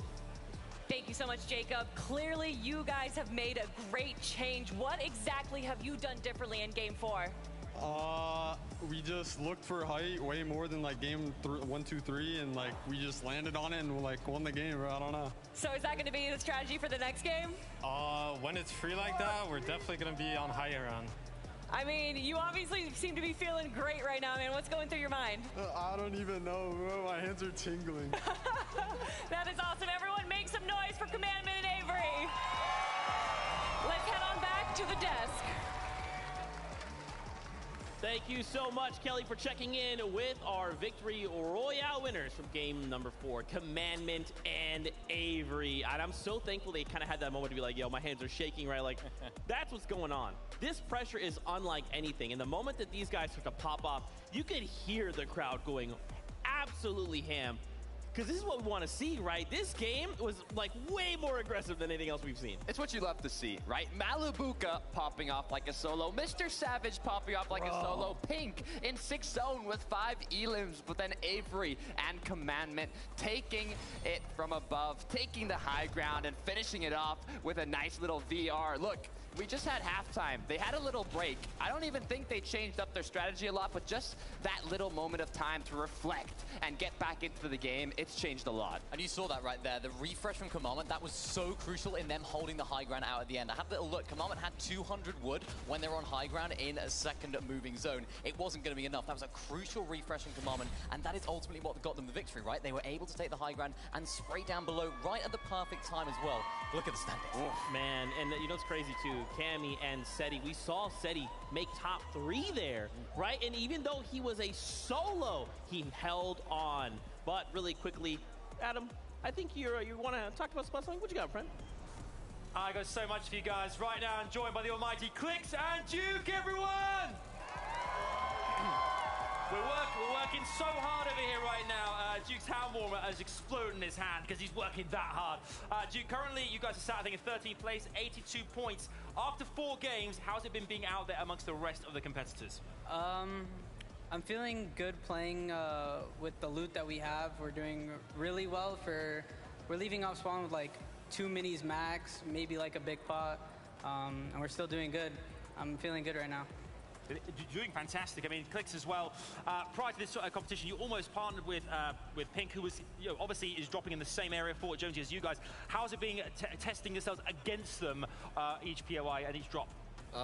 You know, it sucks. Like what Duke said, we're leaving terrible loot, and we always have to come back. But you know, good luck to them. And you know, it's pretty close right now. It is only 20 points at the top, I think. Yeah, it's like 10. We're 10 points between each other. Okay. But good luck to them. You know. Looking good. I love that. Great sportsmanship there. Big up for Clicks and Duke, everyone. And heading down this way too. Coming over to Pink and Anas. What's up, Pink? How are we? I couldn't miss you with the hair. Looks great. How's the competition been thus far as well for you guys? Anas is playing good, and he's just following me, and I'm playing good. So far, it's good. Lots of good. That's good. And Anas as well, partnering with Pink in this competition. We just asked Clicks the question as well. For Jonesy, both dropping in the same POI. How have you managed to manage it thus far? Yeah, I think we're playing pretty well. It's some minor mistakes that we make that make us die, but like overall, it's pretty good. But you've still got plenty of time to change things up. Yeah, Yes? I think we're gonna keep adapting and just do what it takes. I think in this competition you have to adapt, being all the regions combined in one lobby. So big up for Anas and Pink, everybody! Let's head back over to Zeke and the gang. Thank you so much, Adam, and fantastic just to hear from these players. I love this setting, right? We can literally just go, I want to know what those players are thinking. Let's walk up, let's ask a couple questions, and kind of see them. You can even tell, like, they're still pretty focused, right? Like, of course they're going to answer Adam's questions, but there is definitely like a level of resolve right there where they're like, look, I just want to get in this next game. I want to get the run back.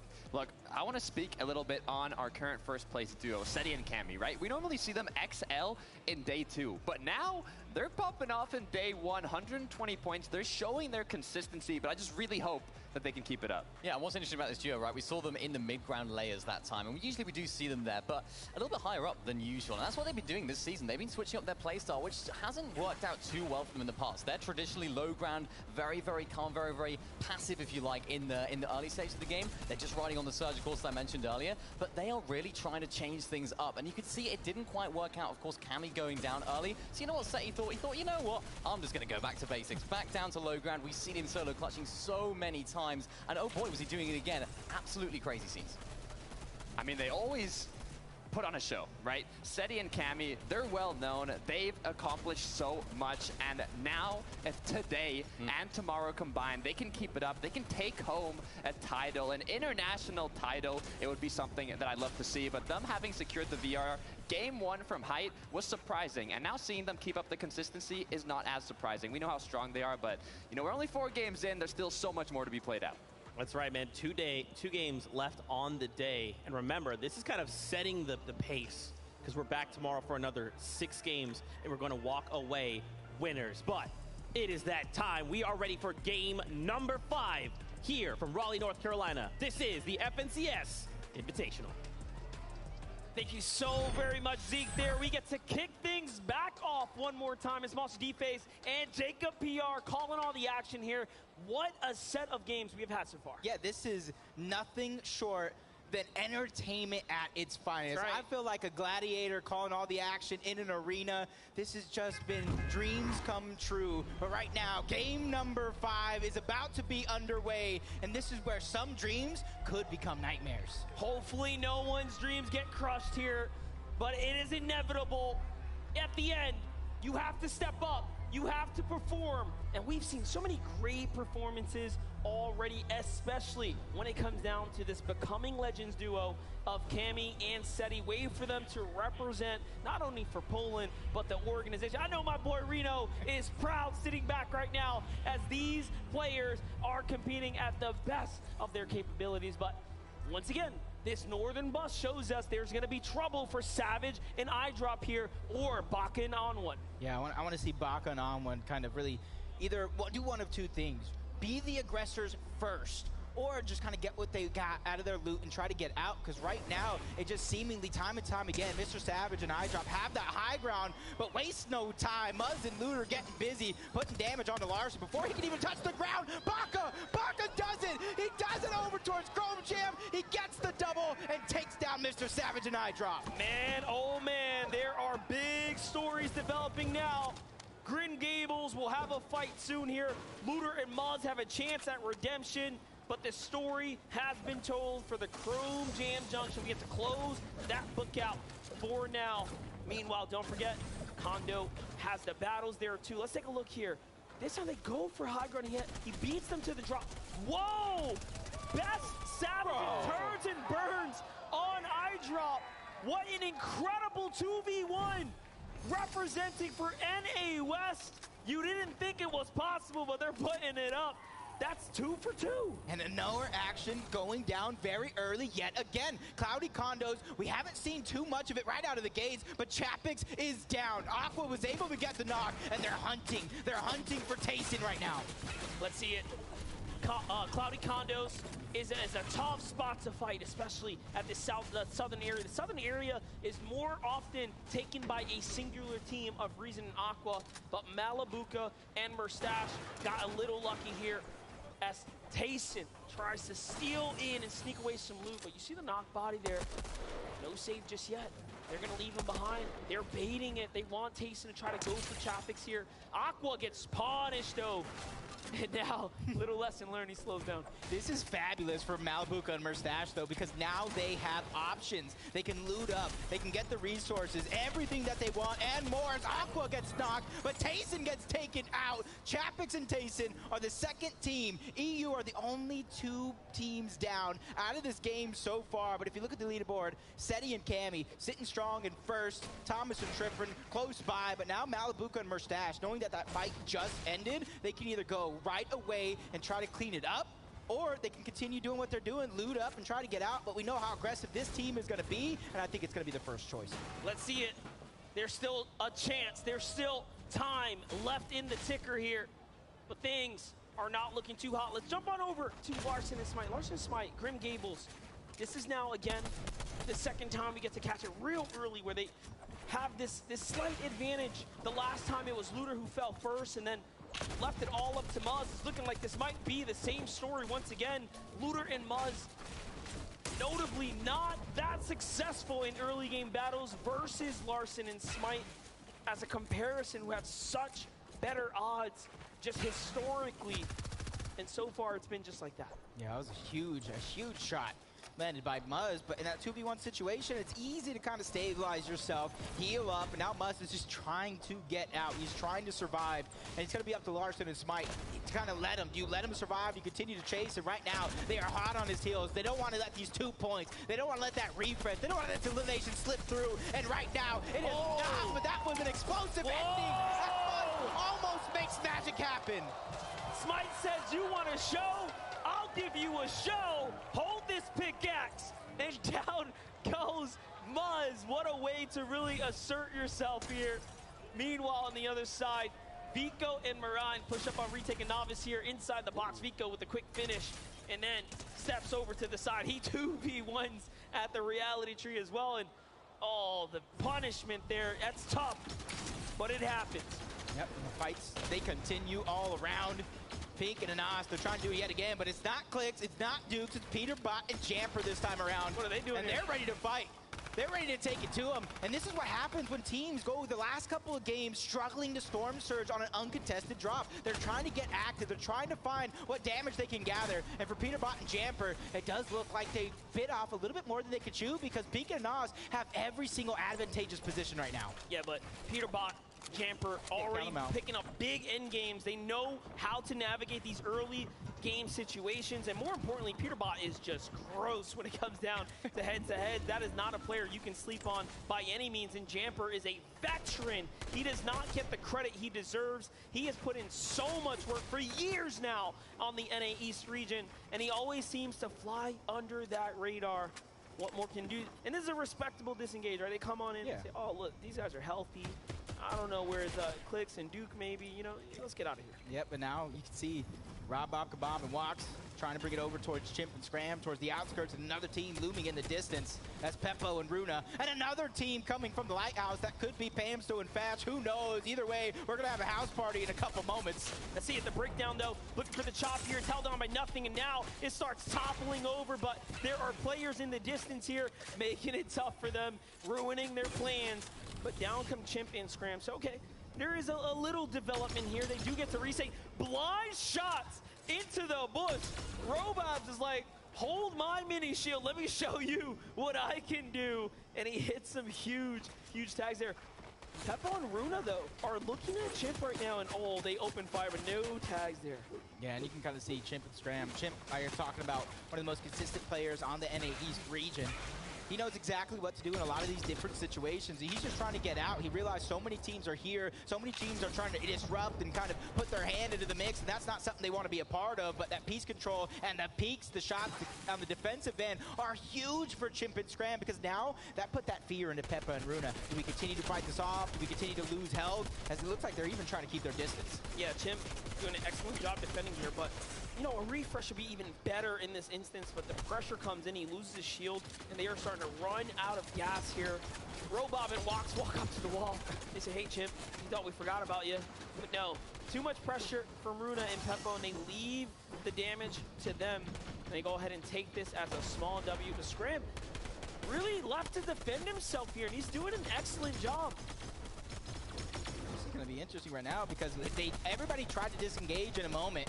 But at the same time, they're so close together. There's only so much you can do. But Runa, he takes a huge amount of damage. They got to figure out a way to stabilize right here. But Chimp and Scram, they know so many teams are around. They don't want to bite off more than they can chew. They don't want to put themselves in a position they might later regret, as the shots are still coming in. Scram goes down. Chimp under siege. He's trying to figure out a way to survive. He has no builds left to his save. Rabab Kebab as well. Every single one of these players are now going to be stuck in zone. This is crazy. Runa and Peppo start to fight back. They have the shield chug there, and it's going to allow them to go ahead and heal back up.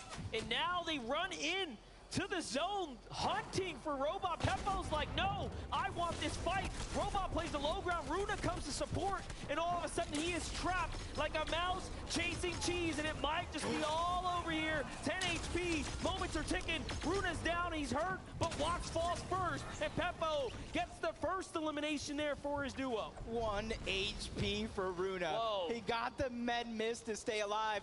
Can they? Okay, there's another rift there. I was going to say, I thought they were going to get the rift in time, but there's another rift there. Not too much to worry about for them. But every one of those teams that were fighting there that might not be the most healthiest are still going to have to go through Pamstu and Fetch. But on board, Belusi and Hyjo, they're feeling good. They got themselves a spot in his own. Yeah, and you know what? This is a perfect time to catch up with Vivid with a mid-game analysis. Guys, the action is popping off so much so that we missed the fight over here at Chrome Crossroads. Alex and Bailey haven't had the best of starts today, but game 5 here, they find these 2 early eliminations, and we know that they love to play the high ground. We want to show you guys these reactions. They're so happy to find this as well. The dances come out. We'll have to see what type of momentum this uses for them. Excellent. And now we jump over with PH, Zen, and Kitos, who are sitting up on high ground, you know, hands off the desk, relaxing right now, just soaking in what an exceptional day it has been for them. They have played so well, and the zone is now going their way. So for the first time, we have this zone pulling far northwest. This is the backyard of King, Ed, Merim, of course, and Zagu here. Excellent players up top. This could be actually a recipe for success for the Asian powerhouse, the Japanese team, to kind of take a big game and take up that first place spot right back. They're right now in center zone. They have the highest elevation in the lobby, and a couple teams all around in case Storm Surge does become a problem. As Commandment and Avery over still towards Rave Cave. They have Launchpad to use. They have enough rotation. So they're going to be one of the last teams to leave the spot altogether. And again, just excellent. Commandment and Avery coming off a Victory Royale, zone pulling their way. This is a perfect recipe to take that momentum and bring it on home. So we are watching several teams now literally catch a little bit of that favor in the feed. Hellfire finds Booga, and down he goes. Trouble in Chonkers down south. That's that late zone rotate, and that is what happens when the zone pulls far north. You could do your little dead side western rotates, but at the end of the day, there are players waiting there too. It's just textbook reads. Oh, I saw in the feed there just a few seconds ago, Queasy and Vino, they were able to get a knock on to, I think it was Merim or Zagu there for a moment. Are they going to be able to kind of run up and clean it up? I think they got the elimination altogether. Now keep in mind, Marine coming into that last game, they were in first and second tie beating, and they have fallen to 5th. So this is a huge opportunity here. That's where you take it into your own hands, take full control of that one. And you can see he was just out of position. You cannot be out of position in a lobby like this. That is what it's going to be a decision you regret for the rest of your life. But Miram, we see Zagu pick up a ton of points as a solo last game. Now it's Miram's turn to return the favor. And you see what he does here. He recognizes, hey, wait a second. That's scary. Vino and Queasy might know I am the solo. I think I've been outed. Let me defend myself to the west and put all of my focus on Vino and Queasy so they do not sneak up. Excellent plays right there. Just smart play. We're seeing what Asia is capable of. Meanwhile, Seti, Cammy, inside the storm. This is their home territory. Dead center, more or less on the split. And now they get to hit that rotate. PHZen and Kitos from Brazil. We talked about them, 186 below the damage threshold, but they're a team that can pop off at a moment's notice. They have the most eliminations on players in the top 10 on 6. Look at that stat, flies up right when I'm going to read it right there. But the 189 below the damage threshold, that is so concerning for me, but it looks like Vincent and Arthur are closing the distance. They might be below as well. This is between two teams, two powerhouses trying to land big shots. BHZen loses his teammate, 2v1 situation. Arthur and Mixon trying to get into the box. This is the first time we see PHZen lose his teammate this early in the game. This is a huge development for him. And notice the problem is he didn't quite get to the zone early enough. And Z, Andy, and Joe capitalize on that solo opportunity. And PHZen falls.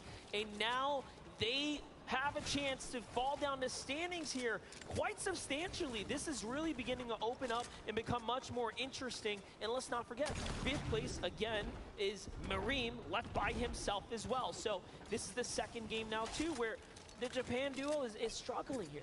Yeah, and you can see outside of zone, 270 above damage threshold. And this is exactly the plays that you have to make, especially on a team that's looming into the distance. Basil in a 1v2 situation, he tries to peek and take a shot. But 2 prime shotguns are better than 1. They take him down in a blink of an eye. Baka trying to carry that momentum from the early game, but only 62 above the damage threshold. That's something that is looming in the back of their mind, and they haven't even left Chrome Jam Junction all game long. That is true. And they have King and Ed, some of the regional dangerous fighters right there. We saw what Ed can do. He took out 2 of EU's finest by himself inside the storm while being pressured. Snacky returns a huge favor onto Duke there, so down he goes as Clicks managed to find a trade too. So for them, it's still a tough situation, an even worse story unfolding here as Merstash and Malibu are being lobby focused by Clicks on the rotate now. So all around, tough spot to be in here.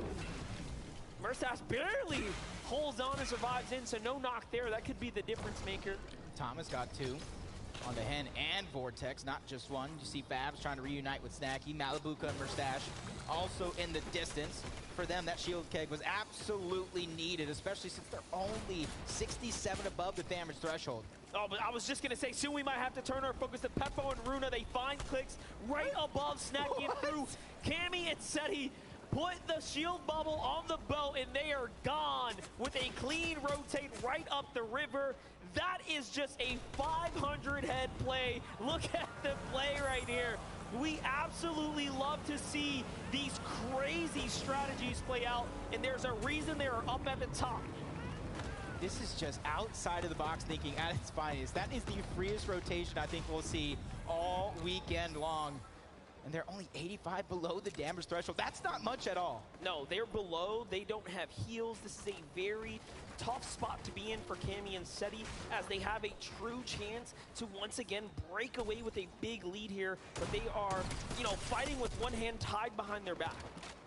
Peterbot, shields get dropped. Clown finally goes down. Huge siphon for Peterbot. Like I just said, his shield just got dropped. Now you're looking at a short pad from Revsguard trying to make it into zone. As soon as Peterbot hears that, he might try to recycle it, but nobody wants to leave this one just yet. 195 above. Peterbot ready for any challenge. Revsguard goes up and over around each other, and it does look like this might be the moment. They got blessed. Now they're going to try and disengage. Now, when it comes down to N8 East players that know how to fight, Peterbot is one of the few that represent by doing the work, not the talking. He is one of our most leading elimination leaders on the NA East region in general. So for Revsguard to make the rotate out is an excellent decision there, but he is met with Pamsu and Fatch firing directly inside. But we jump on over to Cammy and Setties. The story continues here. They need a tag. They need more than that. Kanata opens the box. They look to fire back. Nothing comes out of it. And now they say, hey, we got to get to these boxes. Maybe it's more important. Maybe it'll be easier to box fight. But Cammy falls to Bad Sniper. And it's up to Seti to do it all. Can he get pretty much a full Elim worth of damage here? Oh, no. I didn't mean to curse him. Luckily for him, no more. He instantly goes down. I was going to talk about the launch pads, the push game to shove. But now Joe and Z Andy found 2 more launch pads and so much room to work with as Malibuka and Mustache. 2 eliminations. No shield to work with. I'd say not much, but none at all to work with as Fast gets one on the swag as well. Malibuka and Mustache, they are in the most congested side of the map right now. They're going to need everything they got to try to stay alive, other than that launch pad. But with no shields on Mustache, that could be a risky play. And what's crazy, remember, Cammy and Seti falling. They were in first place, 11-point lead over Trippern and Thomas. Third place of PA Jin and Kitos. We already talked about them just being completely devastated there. And here's the updated standing. Thomas, HD, and Trippern have a chance to catch up. Smite and Larson, Vino and Queasy as well. This is such a competitive FNCS Invitational. If we've ever seen one, especially after just 4 games, and now the 5th is unfolding before our eyes. Top of the leaderboard, stacked like pancakes in a Waffle House right now. It's Thomas and Trippern, 2 eliminations at the edge of zone. And right now, there's so many teams on the outskirts. They can continue to peek and just put so much pressure on the lobby before they figure out what's next. The choices are definitely there. You see Acorn and Edgy, they're sitting clean. They found themselves a nice spot. Belusi and Hydro as well. Not too many teams on this side of the map, and this is what we would call the slower side, to where you don't have too much to worry about, especially if you're Acorn and Edgy, and you're 676 above the damage threshold. That allows you that flexibility, that allows you options to pick and choose. Do you want to go ahead and put pressure on another team? Do you want to rotate around the map? The choice is now theirs. But a team that might not have those same choices is Malibuka and Mustache. They're only 105 above. We talked about the lack of resources that they have. So they're going to have to figure out something here. And you know as well as I do, they're going to have to look for a siphon. They're going to have to look for a refresh. They're going to have to look for a team to catch off guard and really pounce on them. Let's see if they can do just that. 87 damage. It's good, but it's not good enough. Potentially here, 6 players are the difference between this surge continuing to stay online and turning off. Here it is, 3 seconds before the reveal. They're going to take the fight against Alex and Bailey.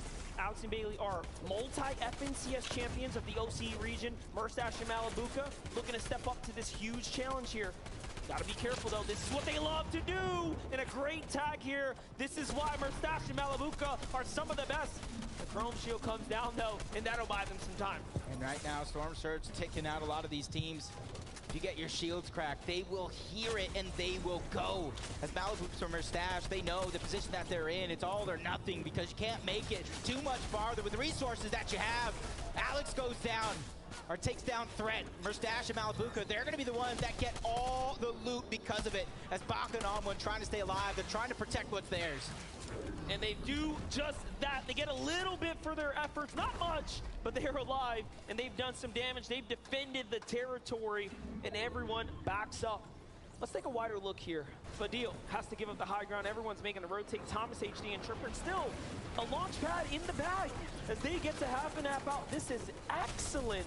Such an excellent position to be in. Switches over to the hard material, and they fortify up and branch out. What? And a play here just to even play for territory, to open up the domain right now. Malibuka and Mustache met their demise. Both King and Hellfire get an elimination each, taking out one of EU's exciting teams is Queasy and Vino. Another exciting team coming in with all the momentum in the world, winning an EU Elite Cup, winning the NA East Elite Cup Finals back-to-back in the same day. If that's not what you call preparation, I don't know what is. And they're showing us why they're up at the top right now. And they are taking advantage. A northwest zone is excellent for a team like Vino and Queasy. They find Anas down low. That's going to be their 4th Elim. Pink does not stand a chance if they decide to focus together, but it's more important for them to maintain the position right now, and this zone's going far. It's going to cut back towards Acorn and Edgy side. Scented and Cold have more of a dominant rotate here, and this is all shaping out to be a great game. Look at that mountain. They got to go down the hill and then back up the hill. This is literally going to be a roller coaster ride of an end game. And if you don't have a launch pad, if you don't have chrome splashes, I wish you best of luck. Well, we do know if you do, Cold and Scented go ahead and put the chrome splashes to the use here, to the test, and they jump right over that bush and into it. It's going to be a great spot. Meanwhile, everyone else takes to the high ground. Peppo finds an Elim, and Yumi is going to fall there too. He is the victim of the loot that we are watching get sniped up by Larson and Smite here. You know, they called it though. They called it's going to start at the drop spot of Grim Gables. They take out Mud and Looter, and they keep things going. Repscar peaks at the right time, finds the shots on the Cool. Another elimination going over. And this could be a moment for him to remember for the rest of his days if he can continue to clutch up big like that as Joe and Z-Andy trying to be the first team on the day to win 2 victory royales. And Smite and Larson are still in the game as well. Vino and Queasy have the high ground. Queasy manages to crank his way on up, and that is what you call a well-executed launch pad play there to keep them in the run here. But there's still more points that they have to close out. Here goes Smite. He's going to go for the pad play. Z-Andy and Joe get to the front side of zone now. They rotate their way on out as well. And this is coming back off, way off the height. This is such a tough and just honestly difficult zone to play. The Epic Games Fortnite roller coaster continues yet again. Down the mountain, up the mountain. I wouldn't be surprised if we saw a loop-de-loop come through as Repguard's trying to catch one off guard, but it's he who gets caught off guard by Z-Andy. And just like that, he is down and out. Trippin and Thomas HD, we get to get a little temperature check with them. They are on the mid-ground, right above Scented and Cold. Smite loses Larson on the rotate, and he is now left by himself. Just places away from 10th here. Can he hold on? Peppo does enough, but not enough to beat Vortexter. Here's Onward and Baka.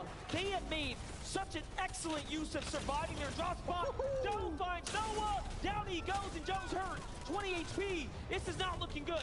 Quick moving, quick thinking, trying to get out, but he gets caught at the tail end as Queasy and Vino. Zone after zone after zone. No matter where this roller coaster went, they stayed on top. Baka loses Onward, but he takes down Fash. Back up against the wall. He gets 2. Baka gets 2. 7 eliminations for the NA West duo. And he has shown you how good he is and why he deserves to be here. Even when he is counted out, he is showing up. But hold up. Scented, Cold now, back in the mix here. They already have done one, but can they get another? But Grolls and Rifty are showing they finally have an end game, and they are making big do with it. There's a third Elim. 30 points already earned in this round. Baka fights back, but Colt and Scented get to get all that sweet loot. Yep, towards the low ground, along with Thomas HD and Trippram. This one is going to get messy for everybody that's stuck down low. But for Vino and Queasy, they have the elevation. They have a huge advantage. Plenty of mats to work with. That's a recipe for success. But it's up to Cold and Scented and a few other teams to try to take down the high ground team. And don't forget, Trippern and Thomas, who had a 10-point lead, is still here as well. Thomas HD wants more, though. Down goes Grolls, and they are closing the gap. But he loses his teammate. He's going to fall. Top 3 now. Scented is still in the mix here, in the conversation, but no build. Big shot comes in from up top. And all of a sudden now, it is looking so dicey. Queasy is just waiting.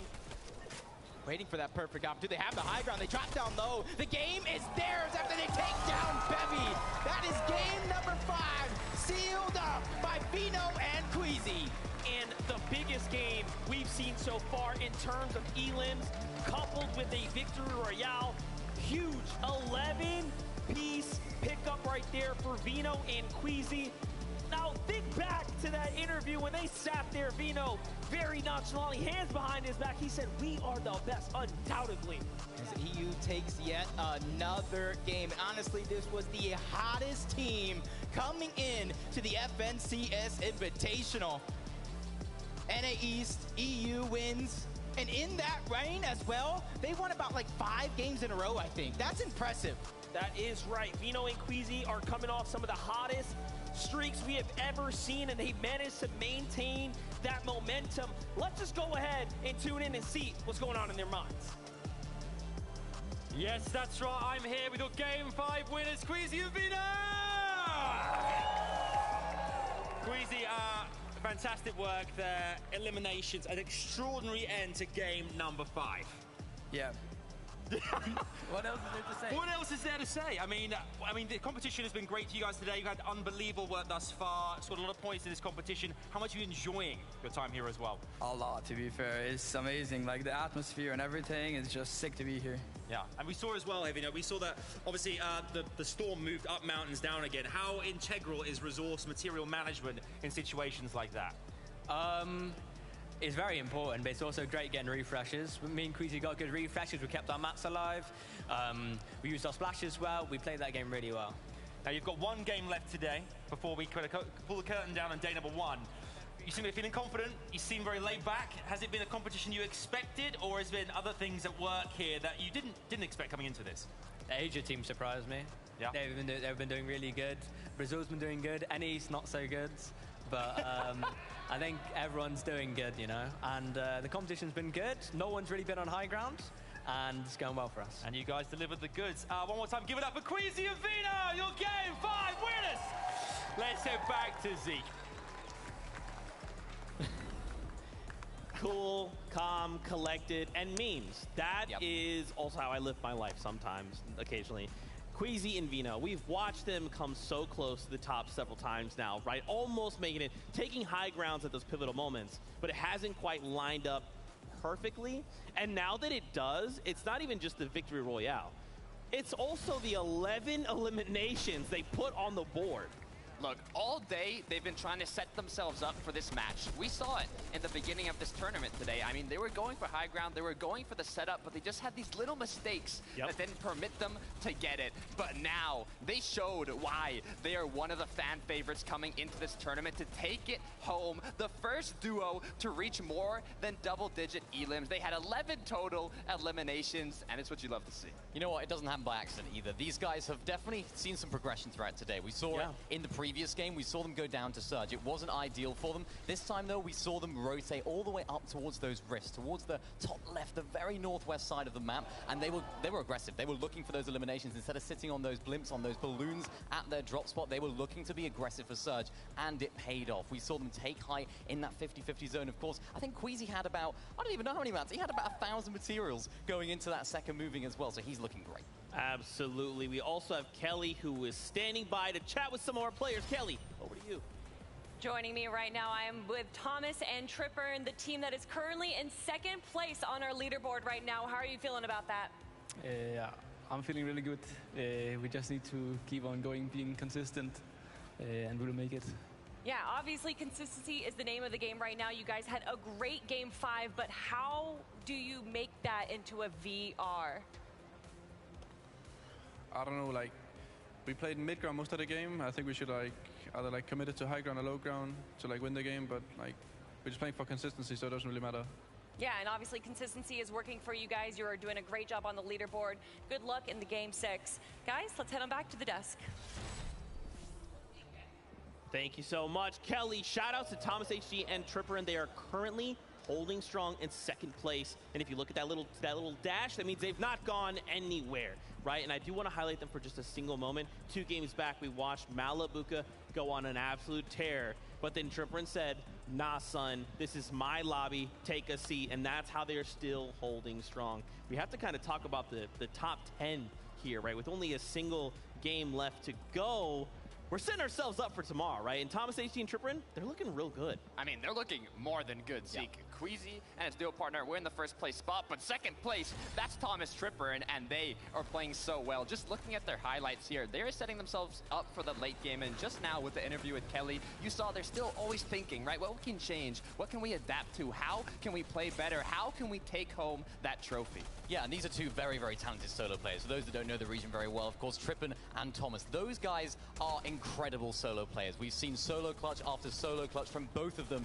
in the Elite Cups, in the Cash Cups leading before that, and they are just a dynamic duo when things go well. Sometimes things can be a little bit difficult for them when they do get split up. You know, they have to rely on the other person. We've seen that a little bit throughout the Elite Cups this season, but they're bringing it all together now, and oh boy, is it looking good. I also want to talk about Smite and Larson. This is a duo coming from NA East, right? And they have 5 total FNCS Finals appearances together. Now, it's a lot, but it's also the fewest out of any NA East duo competing here today. But that is not showing because even though they have the fewest FNCS Finals appearances, they're in the top 3 right now in this event.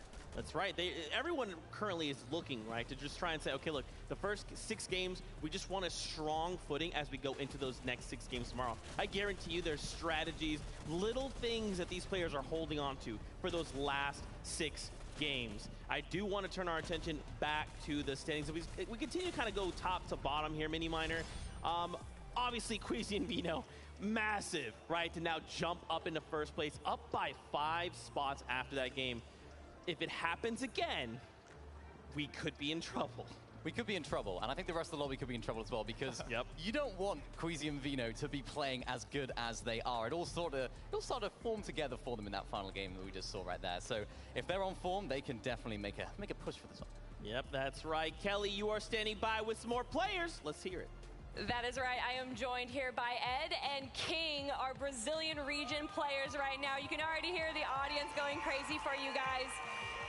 Ed, I know that you recently got announced that you are represented by Team Liquid. How are you feeling about that? Como você está se sentindo que você está sendo representado pelo time Liquid? Eu me sinto incrível porque é time que eu sempre quis entrar e eu me sinto muito realizado de estar na Team Liquid. I'm really excited to be in this team, and I always dreamed of being in it, so I'm really excited about it. And I'm sure they're proud of you. Thank you so much. And then, of course, King, you've been around since the World Cup days. What is it like to be back here on the stage? ¿Cómo te sientes estar de vuelta acá? Para português ou espanhol? Okay. A verdade é uma experiência incrível. Eu não tinha faz, sei lá, uns 3 anos quase. E voltar a jogar lá é uma experiência muito boa e vamos tentar dar o melhor. I'm really incredibly excited to be here. I mean, it's been about 3 years, and I'm excited to be back. I mean, I know that Argentina and Brazil are proud of you guys right now. Thank you for joining me with a quick interview, and let's head on back to the desk. I don't know if you guys can pick up the hype coming through these mics from everyone who is repping Brazil, but every time you see King, you guys are allowed to get hyped. That's cool. I see y'all up in that corner. Yeah, that's right. Ed and King signed. They're holding up the flag. You love to see it. Now, really quickly, as we gear up for game number 6, we come back to the standings, right? Currently, we see Cammy and Seti, they keep kind of ping-ponging, right? They have a really strong game, then they have a game where they, funnily, throw a shield bubble on a boat. One of the funniest things I think I've ever seen, but then can't transition that because of the shambles positioning. So what has kind of been happening? I mean, it's Fortnite, right? It's hard to predict what's going to happen next because you have so many opponents changing their playstyle and adapting to the same match you're in. But knowing Cammy and Seti, they know how to deal with it, right? They can adapt stronger than their opponents that they're facing against, and it's all about doing it in the most effective way possible. Yeah, Storm Surge for this duo at the moment is kind of a little bit of a problem. Of course, so many teams that I noticed they were fighting on the edge of zone. Not many teams are rotating in early on enough. And I think that makes Cammy and Seti run into a few issues, right? Because they're, of course, landing in a very central position. They rely on a lot of teams rotating into their domain to get their Storm Surge. Of course, we saw it with the boat rotate as well, the boat-tate as we call it. We can call it that. But yeah, they were looking strong. But of course, when you have that shield bubble, you can't shoot out as well. So they were lacking on the surge tags in that end game. And unfortunately, they didn't quite have the answers. They got a little bit desperate. Things didn't work out too well. Seti, I was hoping that he would solo clutch, but wouldn't quite happen. That's right, and it's okay, right? It's fine. We're still sitting in top 5. Everything is okay. We've got 1 game left to go. With a single game left, what are some adaptations we're hoping to see? Because remember, this is it for the day, and then we have all night to VOD review. We go back to the hotel. We try and get more games in. We talk to our coaches, our duo mates, etc., and come back stronger tomorrow. Look, you said it yourself, right? It's 1 game, but it's really 7 games left, right? This is the last game of the day and 6 more to be played out tomorrow. This last match is just about doing it the best you can, and when you're really going to be reviewing, studying, seeing what you can change up is going to be overnight for day 2. Yeah, this is such an important game for these teams, right? Especially if you're looking for a little bit of a change-up. So for these teams that are thinking, you know what, let's try and change things up in day 2, this is the time. This is the time to test things out, because what better practice than the lobbies themselves? I mean, we saw it with Vico and Marine as well, of course, landing at the Tilted Towers there. area. They've sort of shifted their rotation over towards the reality tree. We saw them fighting out there. Of course, Vico doing so well to close out those eliminations on the team that were landing there. And they're switching things up. And they're a prime example of a team that's thinking, you know what? Things aren't quite working out at Tilted. As we know, it's a bit busy. So let's switch things up. Let's go to the reality tree. And that's ultimately what these teams are hopefully going to be doing tonight. That's right. A lot of these duos, man. Look at them. Look at the focus. They're waving to the camera, which we love and appreciate. But they are lasered in. They're thinking to themselves. They understand, right? With one game left, okay, what are the things we need to do to accomplish? What do we need to just kind of say, look, this is it. We left our mark, and we can walk away happy. I think for me, Zago and Meram, like this team that we saw pop off, they've kind of gone a little bit radio silent. What do we think is happening here? I mean, we've seen them. They've been having a bit of trouble doing enough damage or even staying close together. I've seen 2 times now. One of them, Meram was left alone, and the other is Zagu was left alone, having their duo partner get eliminated. So I'm not sure if it's because they're not playing together enough, if rotates have changed from their opponents and it's cutting them off while they're trying to get to zone. Yeah. There's a lot of possibilities, but they really have to focus on seeing what went wrong after those initial matches and see what they can change going into day 2. They were trying, though. Of course, they made a really, really solid rotation up towards that Rifts area. They had just the best position on the map. And as you mentioned, Takata, they were a little bit split, right? They didn't quite execute it to perfection. Of course, Queasy and Veno, they decided, you know what, let's just take them out. We'll take this position, and ultimately that's what won them the game. But it's just a little bit of confidence, maybe a little bit dropping potentially with this duo. We saw it early on. The aggression was what made them so impressive. So that set them apart from the rest of the teams here, and that were really, we admired it, right? We admire their confidence in fighting. Maybe now they're thinking, actually, maybe we need to tone it down a little bit, when in fact, keep it up, you know, keep up that aggression, because if you're toning it down, you're not getting the Storm Surge tanks, you're not getting the damage that you need to make it to endgame. Guys, I want to see more of their aggression. Yeah, and honestly, they're kind of reminding me of a Queasy and a Vino, right? Like, they're doing what Queasy and Vino are doing. You watch on the high ground, you're like, okay, Queasy's up there. If there's one person up there, they're tarping, they're not doing anything, and then suddenly there's someone knocking on your wall like, hi, it's me, Vino. I'm just going to pick up both of you. Thanks. Like, they are capable of this, so I'm not ready to count them out. I think, like you're saying, there's maybe just a couple things they need to shore up, and then they're going to get right back to it, right? Is there anybody else you guys are seeing that you're like, maybe I want to see more of this duo. I want to see more of that duo? Look, I was looking at the birthday boy, right? Mr. Savage, who had an incredible solo clutch in a late game, but directly after got taken off out of the spawn, right? Baka and On1 eliminated both players there, but I kind of saw the flames in his eyes, right? Mr. Savage was getting ready. He was feeling good, and I'm hoping that he can come out on top in one of these next early games and show what he's really made of. Yeah, he's got that experience, right, of in-person events, and you can sort of see it in the swagger, the way he plays. Like, you know what? I've been here before. I mean, look, quick flex, cool. I want to be like him. I don't know what it is. He's just so cool, and it's reflecting his gameplay as well. He is really taking the game to storm. He is really popping off in the end game. He's performing, and he's not showing any signs of nerves. He's really just 2v1ing. We're seeing 2v1s. We're seeing some crazy clutches, and that's what you need. At this level, you need to have those individual pop-offs, because without it, you can't make your way to the top of the leaderboard. And on screen right now, we've got Reet and Epic Whale. In case you didn't know, Epic Whale, a 6-time FNCS champion, paired up with Reet, who's on controller, representing controller gang. This duo has actually been pretty quiet, right? Over in NA West, we've seen it's a much slower game overall and a slower meta. And now when we're trying to get way more aggressive, it feels like Reet and Epic Whale maybe need to kick it up too, slow. I mean, I'm wondering what's happening, because I was watching this duo practice, right? In the player lounge, they were prepping themselves, getting ready for this tournament. And in the scrims, right, in the practice matches, they were 3, 4, even 5 elims in the mid game before the late game even started. They were playing aggressive, and they were doing it right against the opponents they're competing against today. So I'm wondering what happened, but we'll have to see if they adapt for day 2. That's right. Really quickly, hanging out in the player lounge, we've got Adam Savage standing by. You have indeed here, Zeke, but I am joined by the one and only Cease, everybody! Cease, we've talked so much about you in the past. You know, it's great to see you here at the competition. How has it been for you? One of our backup players this weekend. How great has it been to be around the crowd, the players? How much have you enjoyed this? It's been a pleasure, man. I mean, being here back at another international LAN event, it's amazing. I mean, everyone said it so far. You've heard it on repeat all day, but it's such a great experience and feeling to be here. What's it been like, the vibe with the players as well? Obviously, you had a chance to kind of spend some time with them. The player lounge is right behind us as well.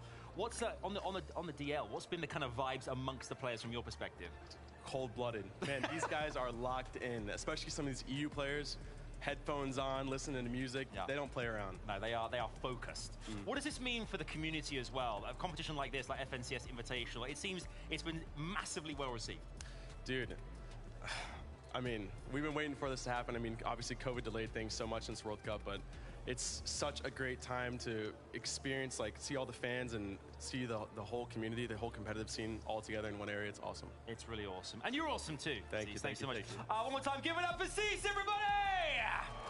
What legend. Let's go back. Cease, one of just the coolest people I think I've ever met. Got to hang out with him a couple times over Media Day. Legitimately one of the coolest people, so thankful that he could be here. I want to set the stage here for us. Once again, we take a look at the top 10 coming into this game. Now, please don't try to freak out. Your Brazilian team in 10th place. PH Zin, Kitos right now sitting on a tiebreaker for Texters and Bevies. Look, I want to talk about this duo, Bejatin Kitos. They have 25 FNCS Finals appearances. PH Zin alone has 4 FNCS championships, and Kitos with 1 for a total of 5 together. This is a duo that dominates their region, and seeing them in top 10 internationally on the stage, it's really something you love to see. Yeah, they're no slouches as well. I've been doing a little bit of voting, having a little look at how they play, and oh boy, are they aggressive. They're very, very confident in the way they go about things, and of course, in endgame as well, they're looking strong. What they often do is they rotate towards the front side of the first moving zone just to get ahead of all the other players, and that's why we're seeing them really making the most of their materials, right? They don't have to build, they don't have to make those tarps into the front side because they're already there. It just shows that there's different strategies that maybe we haven't seen too much of that are really on show today. That's right. We saw him in 8th place there, Scented and Edgy. Once again, Edgy always hitting that 2nd place. Now, of course, 2nd place is still absolutely incredible, but he wants that 1st place, and he wants to do it on a stage like this. Look, but if he's able to keep getting 2nd places, and it's able to get them that trophy, I think it's okay, right? As long as you're able to consistently get those points, make your way up the leaderboard, it's what you want to see. That's right. Ladies and gentlemen, here in Raleigh, North Carolina, y'all need to make some noise because this is the last game here of the day. This is game number 6 of the FNCS Invitational. Let's run it one more time. Here we go. Game number 6 is just moments away, and we get to close out this crazy day 1. Yeah, and you're already seeing from game number 1 all the way till here, it is action-packed, and that action continues to improve, and it continues to get better each and every game that we watch. That's right, and listen, Fortnite is at its best when we get to see everyone go head-to-head from all of our favorite regions, but listen up. There is only one more round in front of us, which means there's no time to lose out now if you want to be set up for day 2. Yeah, and honestly, if you didn't necessarily have the best day, don't worry, because game number 6 is about to start. And if you are at the bottom half of that leaderboard, it's not always how you finish. Or it's not always how you start, it's how you finish. And a lot of these teams, they can finish strong. Well, listen up. Let's give it up one more time for Game 6 here for our players as we start to load onto this battle bus. Here we go. Different bus path this time around. And a good chance for an off-spawn Cloudy Condos. 5 games we didn't see too much. Or 4 games we didn't see too much, but in that 5th game, that's when we saw a lot of activity. And it helped a team like Balabuka and Mustache, who wasn't necessarily in the fight. They got the surge, and they got out right away. That's right. Well, listen up. As things start to get ready here and we settle in, looks like we're going to have to gear up this battle bus one more good time. And it wouldn't be a fun event if we didn't just give you a little bit more airtime about some of our favorite players while we were at it. So give us a moment here. Take a look at the focus of our players. Jacob, we have ourselves still one more game left today. Yeah, and just take note, that victory royale there from Queasy was his 8th straight finals with a VR. That is impressive. That means Queasy and VRs go together in finals like peanut butter and jelly, spaghetti and meatballs. They are a duo, so you better watch out, Vino. Not only that, Vino was talking about how NA East hasn't shown up. I was looking at that top 10. I saw 3 NA East teams on that top 10 leaderboard. But not only that, they are 3 contested NA East teams showing up So there really has been some crazy performances and put-ups, but let's go and send on over to the analyst desk. Let's just continue to gear this thing. Thank you guys so much. Sorry about that. We're making sure all of our players are on that battle bus and ready to go. We cannot miss anyone on this pivotal game here in game number 6, the last one on the day. Now, if you're just tuning in, welcome. This is the FNCS Invitational. You've missed a lot, but hey, we're happy you're here now. And there's a lot to talk about, starting with Queasy and Vino. These guys have been absolutely running the EU region as of late. And now, after winning that last game, 11 eliminations, they are sitting pretty in first place. I mean, they were the first duo to break the double-digit elim record at this tournament, right? Previously being 8 eliminations, but now 11 for this duo. I mean, they're playing very well. Vino. Queasy and Vino, incredible. Well, let's talk about Vino, right? Yes. How good is this guy, right? We got 17 eliminations on the day today. That is the most of any individual player, and consistently, FNCS final after FNCS final, this guy is doing the most damage in the lobby. He is an incredible fragger. We can see it. 5,932 damage dealt. That's a lot of damage that he's outputting, and he's really helping. We saw it in that previous game. We saw the refreshes. He's helping them out so much, and when you have a high ground playstyle like they do, he's really putting on a shift. Yeah, and we've watched a lot of the moments, right, where, again, it's like Vino just says, oh, Queasy, you need me to go eliminate a threat? Yeah, man, I'm down. Like, let me just hop down there, get a bunch of refreshes, and bring all the stuff back, and then we're ready to go again. But I think, too, Vino has actually shown quite a bit of, he's evolved as a player, right? When Vino first hit the scene, he was just this like aggressive player. He's like, I want to W key every single person in my face. But now he understands, like, okay, this may not be the moment, but when that moment arrives, I promise you I will be knocking on your wall. Look, not only having the strong mechanics, but also that strong mentality, it's what you need to be a top-tier professional player. But I want to see if any of these other duos are going to be able to contest the high ground as much as they have been doing, especially in day 2 with more time to adapt, right? We have duos like Alex and Bailey coming from OCE. I mean, at one point, I believe they had On Height in their name, right? Because of how much they like going for the high ground. So I'd like to see some more teams up there going for the clouds and seeing what they can really do. But we mentioned it, right? Vino, his progression of play. I think his overall playstyle has developed so much, but it's also, he's got so much of a smarter player, right? He used to have his name as Tundra IGL. So he's not necessarily taking on the IGL role in this duo, but he has the brain to take it on. That's right. Another duo sitting here in your top 10. It's Thomas HD and it's Tripper and Thomas HD. For those of you that have not followed the EU scene, if there is a sniper in the game, you might as well just rename that sniper to Thomas HD Sniper, because this guy does not miss, and if there's a sniper in his hands, he will find every single angle. Even if it's a pixel on the screen, you're gonna take max damage. And it shows. He has the most damage dealt out of any player here today, and if there were snipers in competitive currently, I'm sure he'd not only have the most damage, but also the most elims with those headshot snipes we'd like to see him get. Yeah, it's interesting, because of course, Thomas HD is widely regarded as the best sniper, and we got a chance to talk to him. Me and Vivid, we were behind the scenes, and we spoke to him. We were like, Thomas, are you sad about the removal of sniper? You think that it's bad, but he was like, no, I love it. I think it's great. So he's adapting his playstyle. Not only is he incredibly good with snipers, also when they're not in the game, it enables them to get so many more surge tags. Of course, you can overpeak. You don't have to worry about getting that 200 damage to the head, because you can overpeak, and you can see it right now. They're getting the surge tags early on. They're getting the mid-game rotations perfectly on point, and they're playing the mid-ground layers as well. They just bounce off each other so well. And I'm curious to see what they're thinking about now, right? Being in that top 3 spot with just Queasy and Vino right above them, right? It's all about figuring out what they can do to overcome their opponents, right? The consistency they need tomorrow to get the trophy. What will they change? What can they do? Or maybe they'll just, keep playing the same, hope they make less mistakes, and that's all they have to do. Yeah, I mean, we know Thomas HD is kind of one of those players that says, like, I have to be the best. And if I'm not the best, I will continue to grind until I am. You pair him up with Tripperin, who's just mechanically insane. I mean, we've watched him shut down Malabuka, right? When he's in situations where he's by himself, he still finds points. He finds high placement. So it's cool to see these guys finally come together. They've been doing for like 3 seasons, 4 seasons since the beginning. I don't even know at this point. I mean, that's another interesting fact to bring up, right? There's a lot of duos here that have been competing together. They're like brothers, right? They're like companions. And then we have other newly formed duos, right? King and Ed, first tournament competing together. And they kind of have that synergy disadvantage, right? That some of these other duos might have.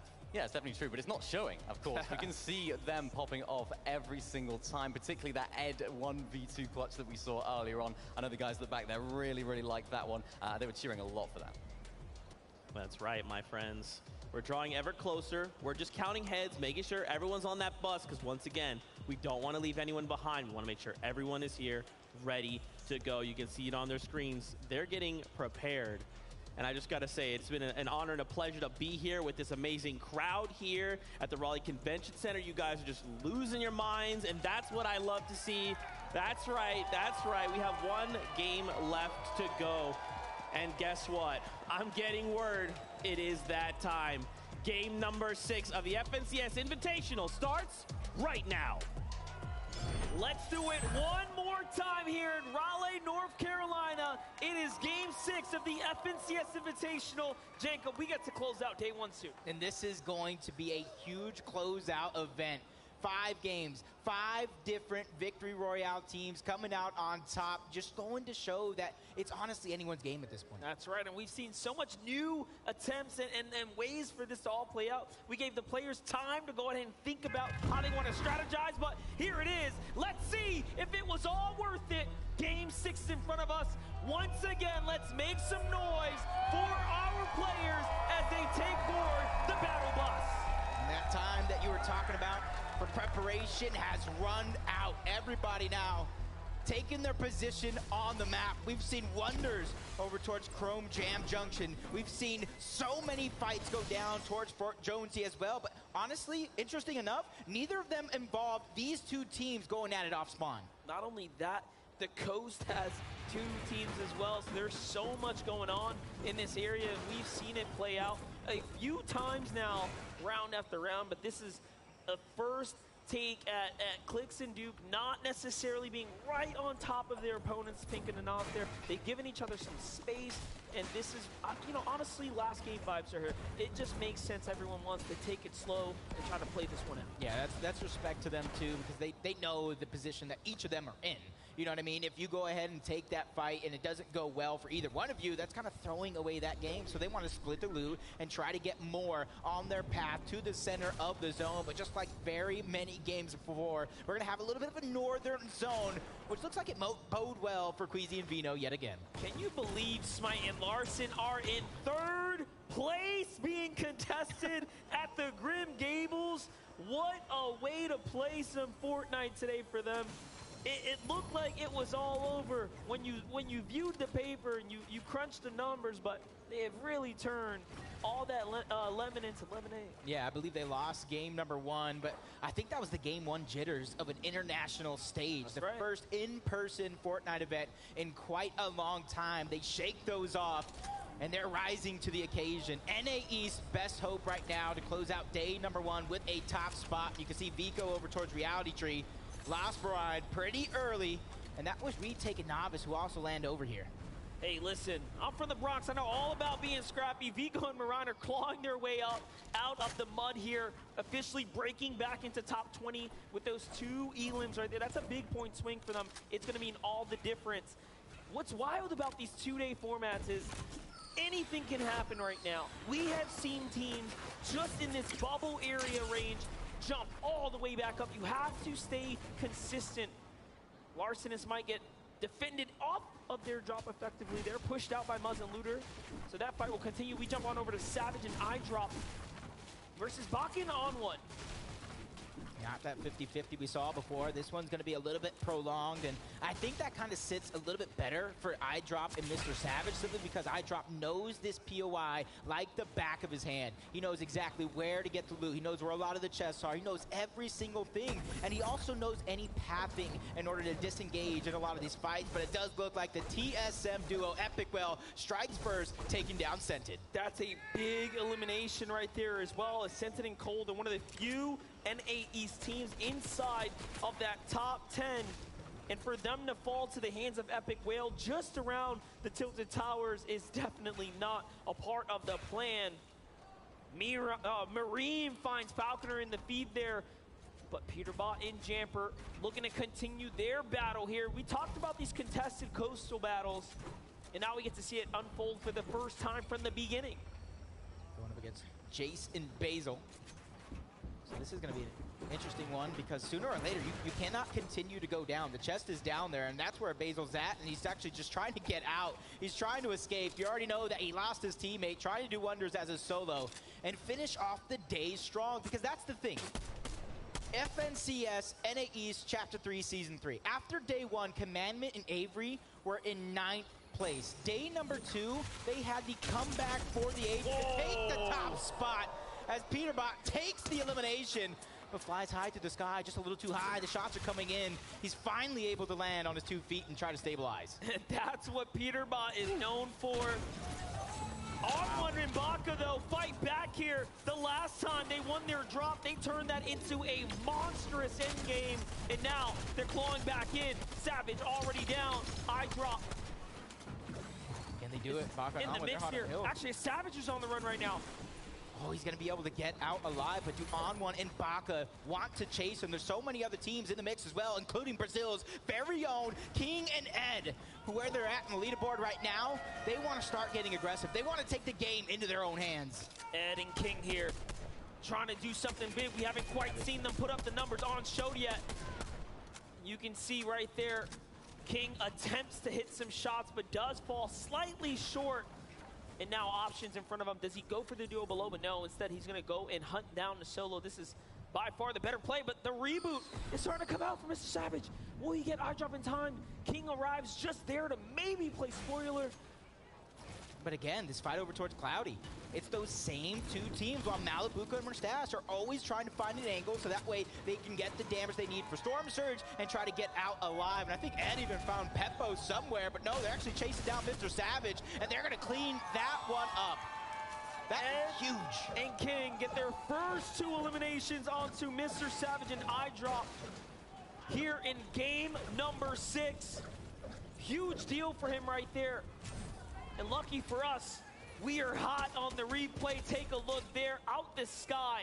Ed wastes no time. He says, King, you might have missed some shots before, but I got your back. That was a huge outside-of-the-box play. They could have easily pushed Mr. Savage, got the elimination, and got 2 points. Done. Over with. Easy. They allowed Mr. Savage to get the reboot off, got the elimination on iDrop, got the elimination onto Mr. Savage, and got 4 points instead of 2. That's right. Way to play big there, and they need it. Big brain play. Back to Larson and Smite. They could have left this battle, but they've won so many times already. They decide, hey, let's stick around, let's fight Muzz and Looter. Ooh, a big 86 on Looter as he tries to go on up. Smite was waiting with the side angle there. Larson now has just enough time to get back with Smite. They're going to be trading minis here. As you saw, Larson's inventory was definitely short. Here it is, that little exchange, the material count too. And honestly, if you're Smite and Larson, though, winning every single one of these fights except for game number 1, you have no reason to leave. It's up to Muzz and Looter to try to change up their plan while you have a hot Larson and Smite on their heels. Zagu is going one-on-one with Hellfire. This is for a huge finish for Zagu because right now they've skid just a little bit down low on the leaderboard, more than they would like. And what's crazy about this is how the region plays. This is how Asia gets down. They will W key. They play aggressive, they play fast Fortnite. And although it has been a day of performance and endgames for Zagu and Marine, this is where he does best. Put him in a one-on-one, put him in a head-to-head, and look at how quick he is able to capitalize. No, shots come in from the distance. It's not looking good. He's gonna have to pause down here. He does have some white heals, but that will kill all the momentum, unfortunately. It's Commandment and Avery with a dual angle here. And you can see where are this strategy, landing over towards Rave Cave. They're trying to go to the slower side of zone. They're trying to go as far north as possible, but they're going to go east first before they make that happen, trying to clean up a quick elimination, or what they think could be a quick one at that, but the shots continue to come in. Storm doing work as well. It's only a matter of time as Hellfire is going to be able to clean that one up. Hellfire slides in and down goes Japan's best there. Zagu and Mareem sent back to the lobby, back to the drawing board to rethink for day number 2 of the FNCS Invitational. That's how quickly things can change. Yeah, Hen was already down. Now they're just trying to find the second half of that duo. Joe and Zandy, one of 5 teams to get a VR on the day. But Vico somehow took down Avery. They were waiting. They were trying to hunt down the team, and it was them who ended up getting hunted. But Joe and Zandy, they don't want to let this team out of their sight. and they have at least one elimination against players from 6 different regions. That's the most of any duo, and that goes to show how adaptable they truly are. That is right. Vortex is a solo. As we touched on, Hen is out the lobby. You can see the look of focus on his face here. He recognizes, oh, big read there. He finds a medkit right in the nick of time. He should get it off with about 2 HP left. That's going to be a huge save for him. Meanwhile, Sensen and Cold now making their move. Like we said before, they have been somewhat contested, right? Their draw spot. Maybe not going head-to-head against Pars and Raze there, but possibly trading out some loot. You can see it kind of coming into effect here as the loadout's very much not quite where you want it to be. And that's Acorn and Edgy sitting on top of the blimp, being that nuisance as Cold and Sensen. They have to rotate right back in the way they came from. See if we can make it happen. They're actually taking some elevation right now. This could be huge. Oh.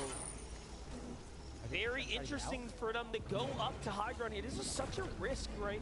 But of course, we never really know. They want some of that loot. Look at that. They get to the vault. They steal some leftover loot. That's going to be a huge situation here. Meanwhile, Muzz and Looter. You get to see a replay here. Remember, this is up against Smite and Larson, and Muzz turns this around.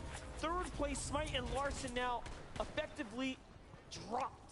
Yep. For them, though, you got to give them credit. 128 points on the day. They've done wonders. And now they get to sit back, relax, collect their thoughts, and plan for day number 2 while everybody else is kind of going through this minefield of chaos, which is game number 6. And like I said, from game number 1, where you have 95 players alive when Storm Surge activated, the lobby is now feeling themselves out. They're feeling a little bit more comfortable to try to attack in these moments. Tripper to Thomas sitting on top of the blimp, just trying to get the Storm Surge, so that way when they do find another rotation, eventually it's going to be their focus, where they don't have to go ahead and hunt the damage. They can go ahead and do exactly what they want when they want. Let's take a look at Yumi and Cool here on the move. Some of our greats from NA West right now, they have really represented today. They did. They have found their moments. I'm proud. They've caught their highlights. Panda's probably proud of the crowd too. Oh yeah. Cold and Sensen now changing their rotation yet again. Don't want to go to Acorn and Edgy anymore. They got the heals that they wanted out of the vault, and now they're trying to find another way around. And for them, they need scraps. They are in shambles right now, and there's another team right in front of them. They spotted them out, and that would have been a great sneak attempt coming out from Sensen and Cold, but now they have to think of plan B. It's crazy. Cole gets caught out by Thomas HD. Thomas HD, Mr. 6,000 damage coming into game 6 here and adding to the chart here. Joe FN's going to be the victim of a few shots there, but not enough for Sensen to claw out of this tough situation he is in. Now, mind you, NA's 3rd place Larson and Smite are down. Cold and Sensen were in 5th coming into this, and it's looking very, very grim now. Yep, the only other NA East team in there is going to be Acorn and Edgy, who came into this game in 8th place, but in the distance. Sensen sees Fabs and Snack. He sees Joe and Z Andy trying to get his Storm Surge damage up while being in the storm without any heals, but luckily enough, his escape plan, you can already see it. It is going to be that launch pad. He's playing a very dangerous game here. He's already been tagged for whites there. There it is. He doubles back now, protects himself as well. There's a med kit. Okay. He knew that. Try to get Sensen's card, likely. There it is. Okay. Time to med off. He will have enough time. Will he play for the reboot is the true question. We'll find out soon. On the other side, Zeet and KBR are still alive right now. 39 above. They're looking pretty solid. Zeddy finds Jamper in the feed. Peterbot goes down too. So that's had to be an Eastern edge zone rotate that just did not go their way. Yeah, and that south side of the zone right now is just going to become so congested. You're going to have to figure out another way to try to rotate around as Chicho's trying to find some damage. Barely gets above the damage threshold. Gets a knock on the Rapid in the distance as well. And you see some other shots coming through. They know that that player is under pressure. Now the lobby is now taking hands to try to take him out all together. Bevies is now joining the fray along with Vortexers as well. Andalix has his back up against the wall. He's trying to survive. And Alex and Bailey are also rotating in. It's going to be such a hard way for him to try to survive. This is such a tough spot to be in right now as it's all going down. Our 10th plate PH Zen looks like he falls in the feed there too. It's looking extremely desperate now for Brazil right now in this last game. Here's Booga on the other side of Anas and Pink's wall. They're going to heal up. Eyes on Mira and Booga, but no, they want to get out of here. This is a little too dicey for them now. Low-pad's going to get them right to the safe zone. Looking pretty decent. It's a great spot to be in right now. They're okay on the surge, but they could use a refresher here. Plenty of options up to be served as well. Hellfire looks like he found Avery. Hellfire was a solo in the zone way north as Commandment and Avery were pointing inwards. And look, Avery fully finished there. The surge possibly finishing the deal. Yeah, that's not good. You can kind of see why they rotated out of Rave Cave, trying to third-party some of those fights, but they ended up getting snuck on, which probably turned their entire story around as Booga and Mira trying to get in towards the zone. Focus of the lobby begins. Can Booga try to survive? 43 HP and a dream. Miro's there to try to alleviate some of the pressure, and it does look like it's going to stop. That was tough. Very, very close right there.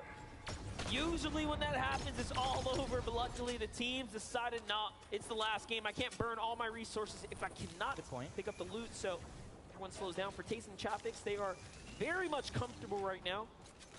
No pressure on them, but there's a lot of players in this vicinity here. Movement, little scarce. Macwood over there, Pars and Rays surviving as well. Cammy and Seti trying to take that top spot back.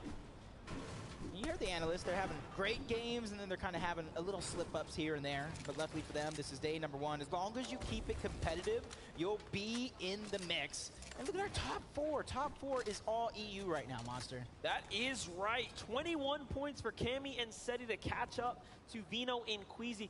But that top 3 is just European territory right now. Vino, Queasy, Thomas HD, Tripburn, and of course Cammy and Seti all fighting for that top 3 currently. It's what you expect. We've seen a lot of our community folk really put those 3 up in the standings and wait for them not to let down the fans, right? I think Malibuca Mustache might be low on Storm Surge. Yet again, being one of the 3 teams over towards Cloudy Condos. Nobody really going at it off of spawn, but a team that doesn't have much to worry about. You saw them high at the top of the blip, Acorn and Edgy, almost 500 above. They're just picking and choosing their battles, trying to figure out what the right play is going to be.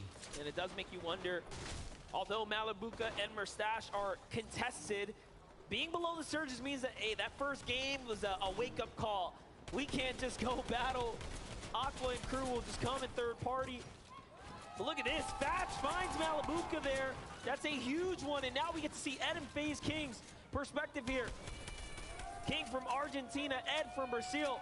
Right here, right now, 2 elims already potentially going head-to-head against On1 in Baka. The young duos from NA West. No, the peak, the punishment. Down goes Baka. Is this going to be able to get it, though? Doesn't look like in the mini-map that they're going over. So, yeah, you are correct. He is going to get a second chance at life as On1 is placed in the top 10 in every FNCS final he has played in.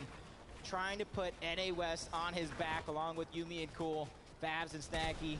So many top competitors in this tournament still, and this is only day number 1. Down to Video, 120 below, make it 60 now. They do need a little bit more damage. It's gonna continue to fluctuate. Vico finds Baka, down goes On1 as well. Vico just cleans that up. Meanwhile, Kanata and Macwood, they started off so hot, and now all of a sudden they are in a world of trouble here, surrounded by some of Europe's most dangerous here on this south side of the zone. But hey, they have time, they have plenty to work with here. It shouldn't get too sketchy just yet. If they can keep a low profile for a while, they'll survive to the next moving zone or the half in, half out reveal. Here's a look at 3rd, 4th, 5th. 6th and 7th are down, 5th is down.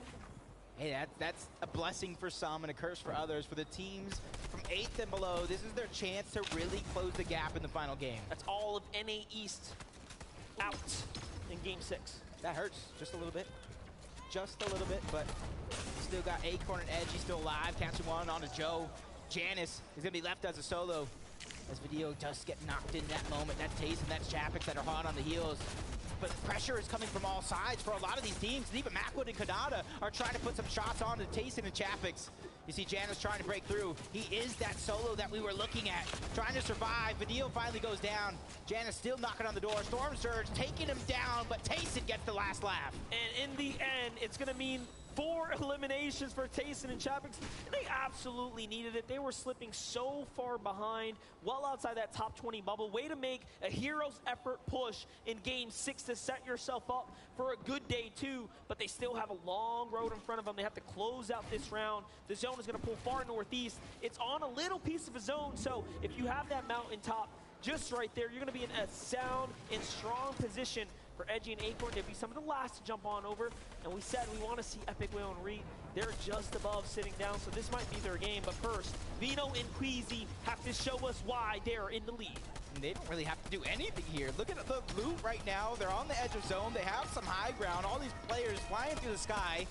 Easy shots. You're just like serving it up on a silver platter for a team that has been playing this good, but only 7 damage below the threshold. And let me tell you something, this is not bad for a team that lands north and then has this half in, half out pull north. It makes a big difference when you are already positioned there and this comes your way. Now they just have to worry about damage management and closing out this last game. But you can see Tripper and Thomas HD are there as well. They have that same story. They are very much close by.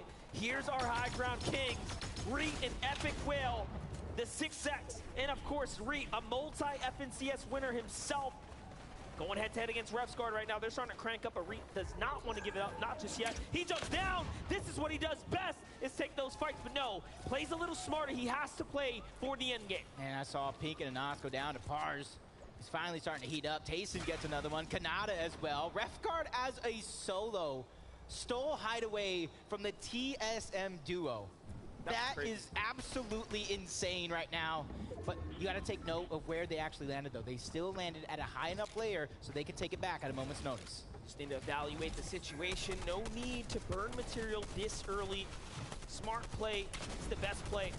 Vino with a huge tag there. Shield crack there. That's going to go ahead and get him a little excited. But Acorn and Edgy now revealed themselves to his layer as well. He's not too happy about that one. And you see him back up just a second there. Meanwhile, Refsguard on high ground by himself, just looking down here, enjoying the view. But 130 damage is what he needs. He gets 4 tags. That's great, but not enough.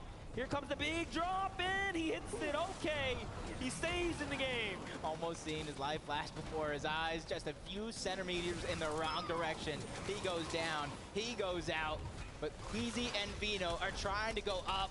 They're trying to take the game by storm, and they get it, Monster. They got the high ground for now. But it's not for free. They do have a duo on their heels. Who is it? It's Refsguard, who tried to fight for it, but he is not going to be successful this time around. High ground can get you one thing that we know for sure, and that's amazing placement if you can ride it out. When you're a solo like that, that was an excellent attempt. But now, back into the heat of things. Seti, Cammy, 2 Elims, another end game. And their biggest threat, Tripper and Thomas HD is alive. Acorn and Edgy, NA East's last hope potentially in this lobby, still in the run.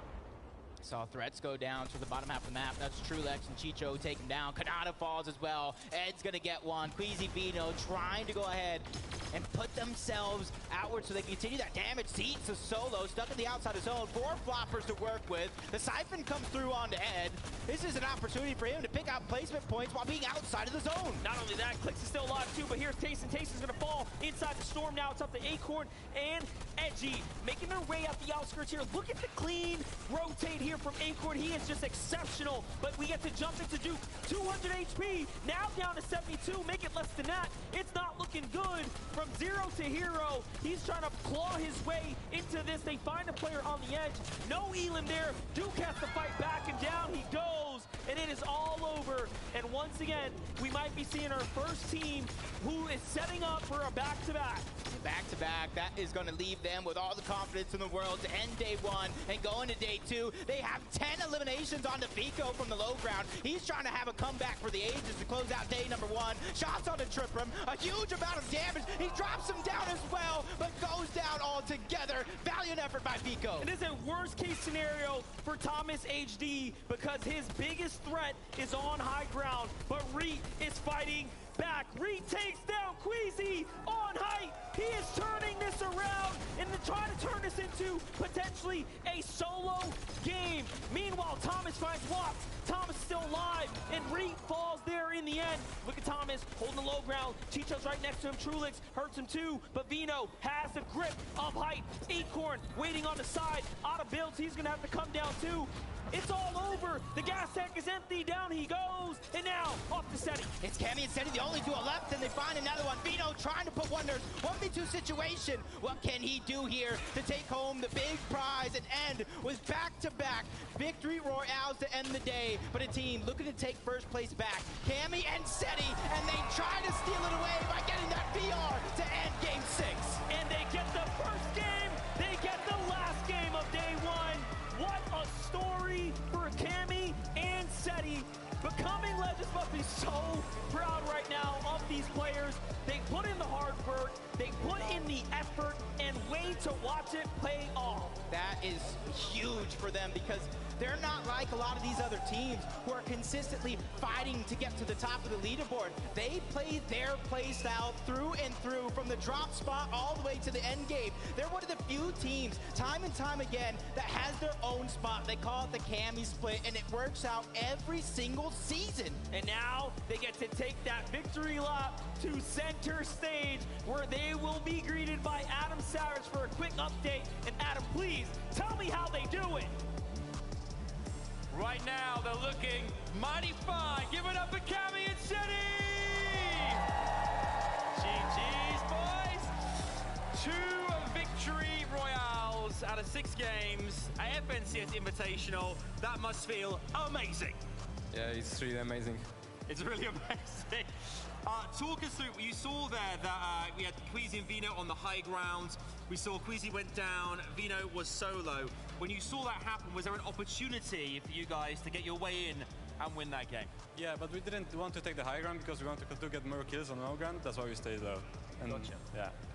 In terms of today and the 6 games, has it played out as you both thought coming into this, or have things been very different? Like, we died 2 games to Surge. Like, we planned everything differently, but it didn't went as we planned it. We just adapted. I think we just adapted well, and going into tomorrow, we're gonna be more confident and more prepared. So yeah. Talking of preparation for tomorrow, what do you do now? Do you go back and review VODs? Do you kind of work on strategy, or do you relax? Like, I think relax and VOD review. Tomorrow, a big day, 6 more games. Could Cammy and Seti go all the way and win FNCS Invitational? Of course. Of course they go. Give it up for Cammy and Seti! Your Game 6 winners! Let's go back to Zeke and the gang. Jinquit. I made this joke. Game 1 of the FNCS Invitational. Cammy and Seti are living their life on repeat right now. They've done this dance before, right? This happened at DreamHack. They win Game 1, they win Game 6, they stay on top. For Cammy and Seti, all of EU right now is thinking this is it. We are the best. Look, EU is on top right now, but Cammy and Seti, they're gonna have a stressful night. It ended on a high note, it started on a high note, but with the history of Cammy and Seti, having 2 back-to-back good days is a curse that we haven't seen too often. So I'd be really happy to see them continue this momentum forward from this last match into day 2. Yeah, and Seti said it himself, right? They're really, really adaptable. They're adapting very, very well, and that's what I like to see from this team. What I've noticed about the way that they play and the way that they sort of carry themselves, they don't get down after a bad game. You know, we saw, as they said, 2 bad games. Surge wasn't quite looking too good for them, but look at that. They come back. They make the changes that are required to bring them up in the leaderboard, and you can see it's working out. Yeah, right now they're holding, right? They're not in that first place spot, and of course, as they talked about, they were eliminated 2 games to Surge, right? And they identified those issues, and now we see the correction in Game 6, a Victory Royale, right? So, to your point, Okada, tomorrow they come back stronger. We can see them win it all. Look, the tricky part is they did adapt very quickly and effectively in that last match. They had a difficult mid-section of the tournament, but the thing is now overnight, those duos that didn't have the best day 1 will also change. They'll also adapt, and maybe the adaptation that Cammy and Seti had for this last match won't be valid in day 2. We will find out. Right now, we have Kelly standing by with the duo in first place. Kelly, take it away. Everyone, I am joined by Vino and Queasy, our first place team out of day one. All right, so this is a stat that was happening, I think, even before Game 6 was going on, but you had the most solo eliminations with 17 elims. I'm sure that is even more now. How do you do it? I'm the best player in the world. I love it. I love the confidence. But how do you know when to go for the elimination and when to, like, step back? It's nice having a balance. It's good having a balance. We have chugs, so a lot of the time when we're playing high ground, I can drop back and look for kills, especially when I have the Ranger shotgun because of the range on it. And that's when you can at least get a lot more kills. And I used a Ranger shotgun really well the other game. I got a kill on the Asia team, Zagu, I think, and that led us to winning that game. I mean, obviously, it's not just winning you the game, but it's also winning you the whole tournament right now. Queasy, after that VR in Game 5, to almost do it again in Game 6 as well. I mean, obviously, you're going into day 2 pretty confident. Yeah, of course. I mean, the lobby is not that hard. I feel like we should have been way better than we are right now. We had, like, a hard choke in Game 4 and 5, I think. Or no, Wait, you got the VR in Game 5. 3 and 4. But yeah, other than that, feeling confident going tomorrow. I mean, obviously, you guys are doing something right. You're in first place right now. Good luck in day 2, and thank you for joining me here for an interview. And we're going to head back on to the desk. Thank you so much, Kelly. And this is just, like I talked about this earlier on in the day. Vino is a player who is constantly evolving. I just want to kind of consider how this could have gone differently, right, for Cammy and Seti. It was a 1v2 against Vino. And it's because Reet played spoiler and eliminated Queasy. In the same other universe I talked about, you know, this one earlier on in the show, you know what I'm talking about. Yeah. In this other alternate universe, Queasy's still alive. And then we see a true 2v2 against Queasy and Vino versus Cammy and Seti. The way these guys have been playing, I think it would have gone to Queasy and Vino. Look, we could have seen the back-to-back victory royale from Vino and Queasy, right? They had it all lined up. But I'm also, happy to see what we saw, right? When Cammy and Seti got the VR, it was the first VR from down in the ground, right? On the low ground. They managed to secure it. All the victory royales came from that high ground up above, so it was great to see a little change up. But that change up was because Queasy ended up going down and Vino was left in the 1v2. Yeah, we saw it, right? We saw Queasy going down, but of course it opened the floodgates for the players down below to really just rack up eliminations, rack up the placements as well. And there was a few moments here I thought, well, you know what? We talk so highly of Vino, and you could tell by the interview, he's oozing with confidence. I could feel it from over here. He could clutch this, right? He could clutch this 1v2. Couldn't quite work out for him, though, although we've seen it do him so many times. Yeah, and I don't want to take anything away from Seti and Cammy. They are phenomenal players, and they deserve that victory royale in that moment. I just want to see some good Fortnite, man. And in this alternate universe, we got to see a 2v2 against two of the greatest in the world. Now, I do want to take a moment. I'm getting word that none other than Adam Savage is sitting by with one of our duos currently in the top 10. It is Smite and Larson. That is right. Thank you very much, Zeke. Smite and Larson, everybody! Bear in mind, Smite and Larson are an average size. I'm just an anomaly. I am massive. Guys, it's been an amazing day. 7th after the first 6 games. You must be feeling great. Was there a target prior to this after day 1 that you aimed for, and did you exceed expectations? Well, we tried to end around 150. We didn't really reach that, but off spawn, we did way better than we thought we would, and it was amazing. Talking about off spawn as well, obviously Muzzin Looter, Grim Gables going head to head. Larson, how many of the 6 battles did you guys win? We won 4 out of 6, but it should have been better. It should have been 6-0, but it's all good. We saw your reaction as well. We loved seeing your reaction to some of the moments. You look like you're enjoying yourself and getting quite passive-aggressive at the same time. Yeah, I had to let them know that they're trash, and we're beating them every game tomorrow. Okay, I like the fighting talk here as well. Smite, going into this evening as well, how do you guys prepare for day 2 tomorrow? Do you go and relax, or is it back to grinding this evening? We're going to go over VOD, see what we did wrong, and fix it for tomorrow, and we're going to hopefully win every game. Okay, everybody, Smite and Larson, thank you so much. Let's head to my man Vivid on the main stage.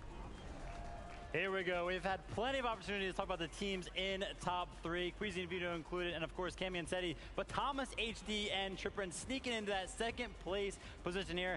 And, you know, I want to check in, see how they were doing all spawn. Obviously, they are landed over at Rave Cave alongside Commandment and Avery. How are they getting out of this so unscathed, right? Every single game, you can see here, it's kind of this race to this balloon and mountain position over here. And this game, Thomas, HD, and Triprin win that race. They instantly poise up on top of this balloon and on top of this mountain. And basically what this allows them to do is sit here for pretty much the rest of the game. And this is where they get a lot of their storm surge from. But it also allows them to control pretty much this entire side of the map. Since they are so high up on that higher ground, they can just fire down shots on anybody that decides to rotate through. So as you can see here, look at the map. There is not a single soul around them. And that's really, really good coming into the rotations that are going to happen for the end game. And then the balloon is awesome, right? Because it does provide you with that immense high ground, but then they can also just use it for those rotations that I was just mentioning. Of course, that is not possible if they aren't allowed to control that much of an area. So well done for them. Coming into day number 2, I want to see more of that out of them.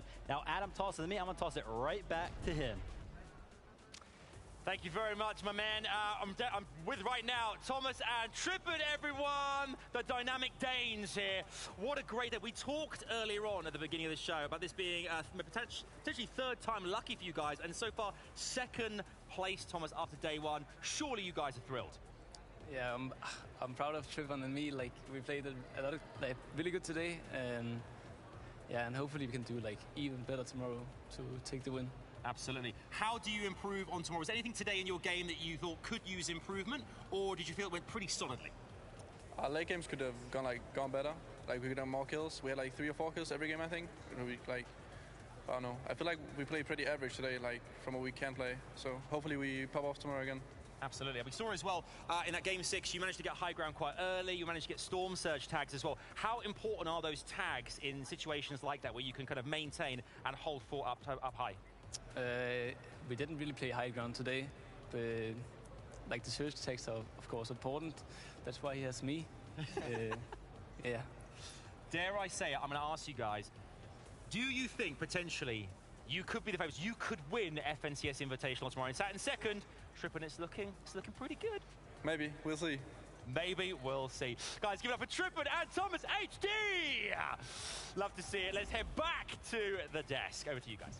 Thank you so much. That's crazy. Adam did an interview with Spine Larson and said he was the anomaly. I guess there was 3 anomalies there. I'll see myself out. Don't worry about that. MDF, Jacob, before we say goodbye, we want to get your thoughts on the day.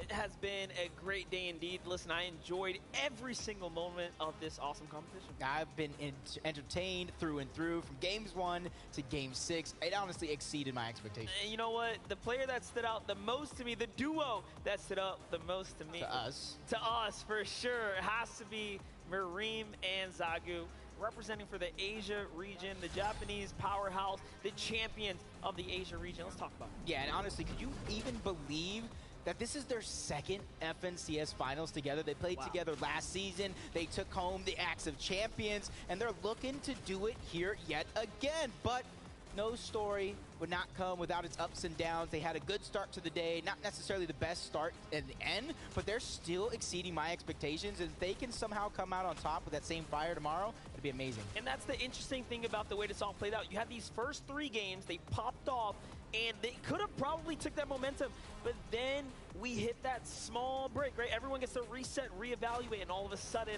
it was a tougher back half. So tomorrow, they get the full day to reset. If they can kick things off and stay explosive, I think we'll be in for a great show. Yep, but that's going to be it from us. You guys, thank you for enjoying this great day. That's right. Take it away. Thank you so much, Jacob and MDF. Joining me right now, I have Mareem and Zago, the FNCS Chapter 3 Season 3 title winners right now. And I have to ask, how exactly did they achieve that Chapter 3 Season 3 win? シーズン3の勝ちはどうやってできたんですか？ビクトリーロイヤル、ハイグラウンドを取ってビクトリーロイヤルを4回したんで勝てました。はい。We were able to do that because we were able to capture the high ground about 4 times, and that's why we were able to win it. High ground always wins games, and I do want to ask, obviously the Invitational is a very big deal. What has your preparation and practice been like?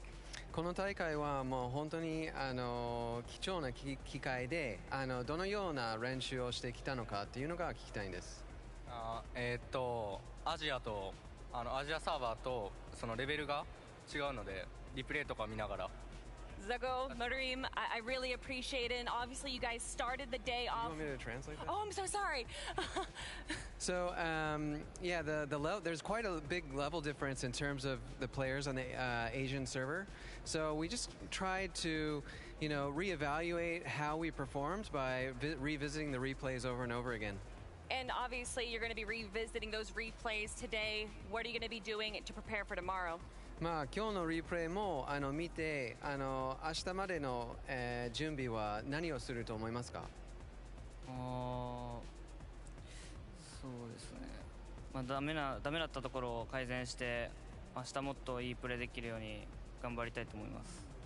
So we're going to try and reevaluate what we did wrong so we can improve upon that and do our best to win tomorrow. I would love to see it. Thank you guys so much again for joining me here for an interview, and we're going to head back on to the desk.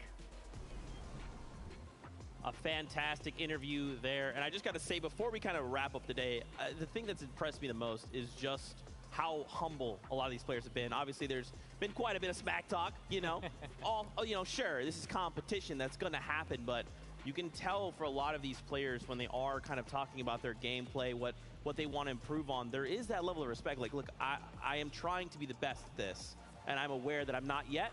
I got to do a couple things, and then I'll be there. And I think that's kind of my key takeaway. It's an understandable reserve celebration, though, from the players, because you have to keep in mind, this is only day one. The first 6 games, we might have found a conclusion for our top 10 leaderboard today, but tomorrow could be a different story altogether. A lot of these players have already talked about the fact they want to basically run it back with the VOD review, see where they can try and correct some of the mistakes or just moments that didn't necessarily go their way earlier on. But I do have to give it to EU. They kind of ruined the pattern for today because we had, for every single game today, EU, NA, EU, NA, and then EU, EU for the Victory Royale finishes. Look, they did a great job, but I'm also impressed on how every region performed, right? 7 regions competing today.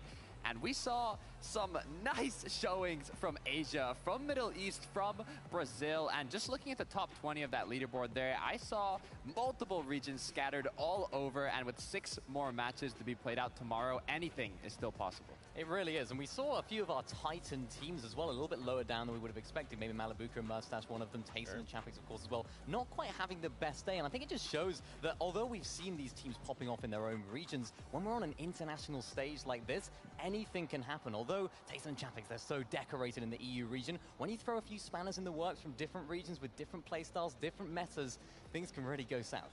And it's okay, right? We have tonight to reset, come back even stronger tomorrow. Now, Kelly is standing by with one of our more wholesome duos. It's Pamsto and Fatch. Hey guys, I am indeed joined by Pamsto and Fatch. And I just wanted you to talk a little bit about your drop spot. What was the decision behind it? We got pretty lucky with zones. We were really a lot of node zones today, and it's kind of hard for search for us because everybody just they go away from Bugle, and that's where we sit usually. So we had to find new strategies, but we managed to work our way around it pretty well. Yeah, obviously adaptation is the name of the game after day 1. How are you feeling? I'm feeling pretty good. Then I think it's a really good place if we keep going tomorrow. So any changes that you're going to be making in your playstyle for tomorrow, and how are you going to be preparing tonight? Probably just voting with our coach, just watching the game, seeing how teams play, and maybe be a bit more aggressive tomorrow. So aggressive obviously is a double-edged sword. You can get those eliminations, but you can also be taken down. How do you know when the right time is to strike? It's very hard, but the more you play the game, the more you're going to have a good mindset on when to kill someone. But yeah. Thank you guys so much for this quick interview, and obviously good luck tomorrow, guys. Let's head on back to the desk. Shout-outs once again to the players for just giving us a moment of their time, right? Hearing that insight from them. But that's pretty much it for us from today. Now, don't forget, we have another 6 games tomorrow. So before we say goodbye, any last words, Mini Miner?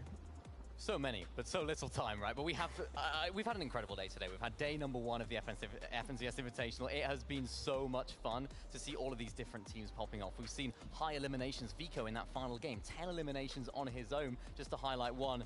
It's just been crazy, and I'm excited to see what changes in day 2. There's really nothing like it, right? An international event to this caliber, we haven't had it in years. The emotion from the crowd, the expressions of the players, the excitement from the solo clutches, and the roaring you hear from the audience. It's really something that's unique, and it's got a special place in my heart, and it feels amazing to live it once again. I'm just ready for day 2 already. Like, I kind of wish it could just be tomorrow already. Well, we don't have to wait all that much longer. Fortnite fans, we love y'all so much. Remember, tomorrow, coming back at you, 6 games, 1 incredible trophy, all live from Raleigh, North Carolina. We love you. Keep yourself safe. And as always, we'll see you on that battle bus. Beep, beep.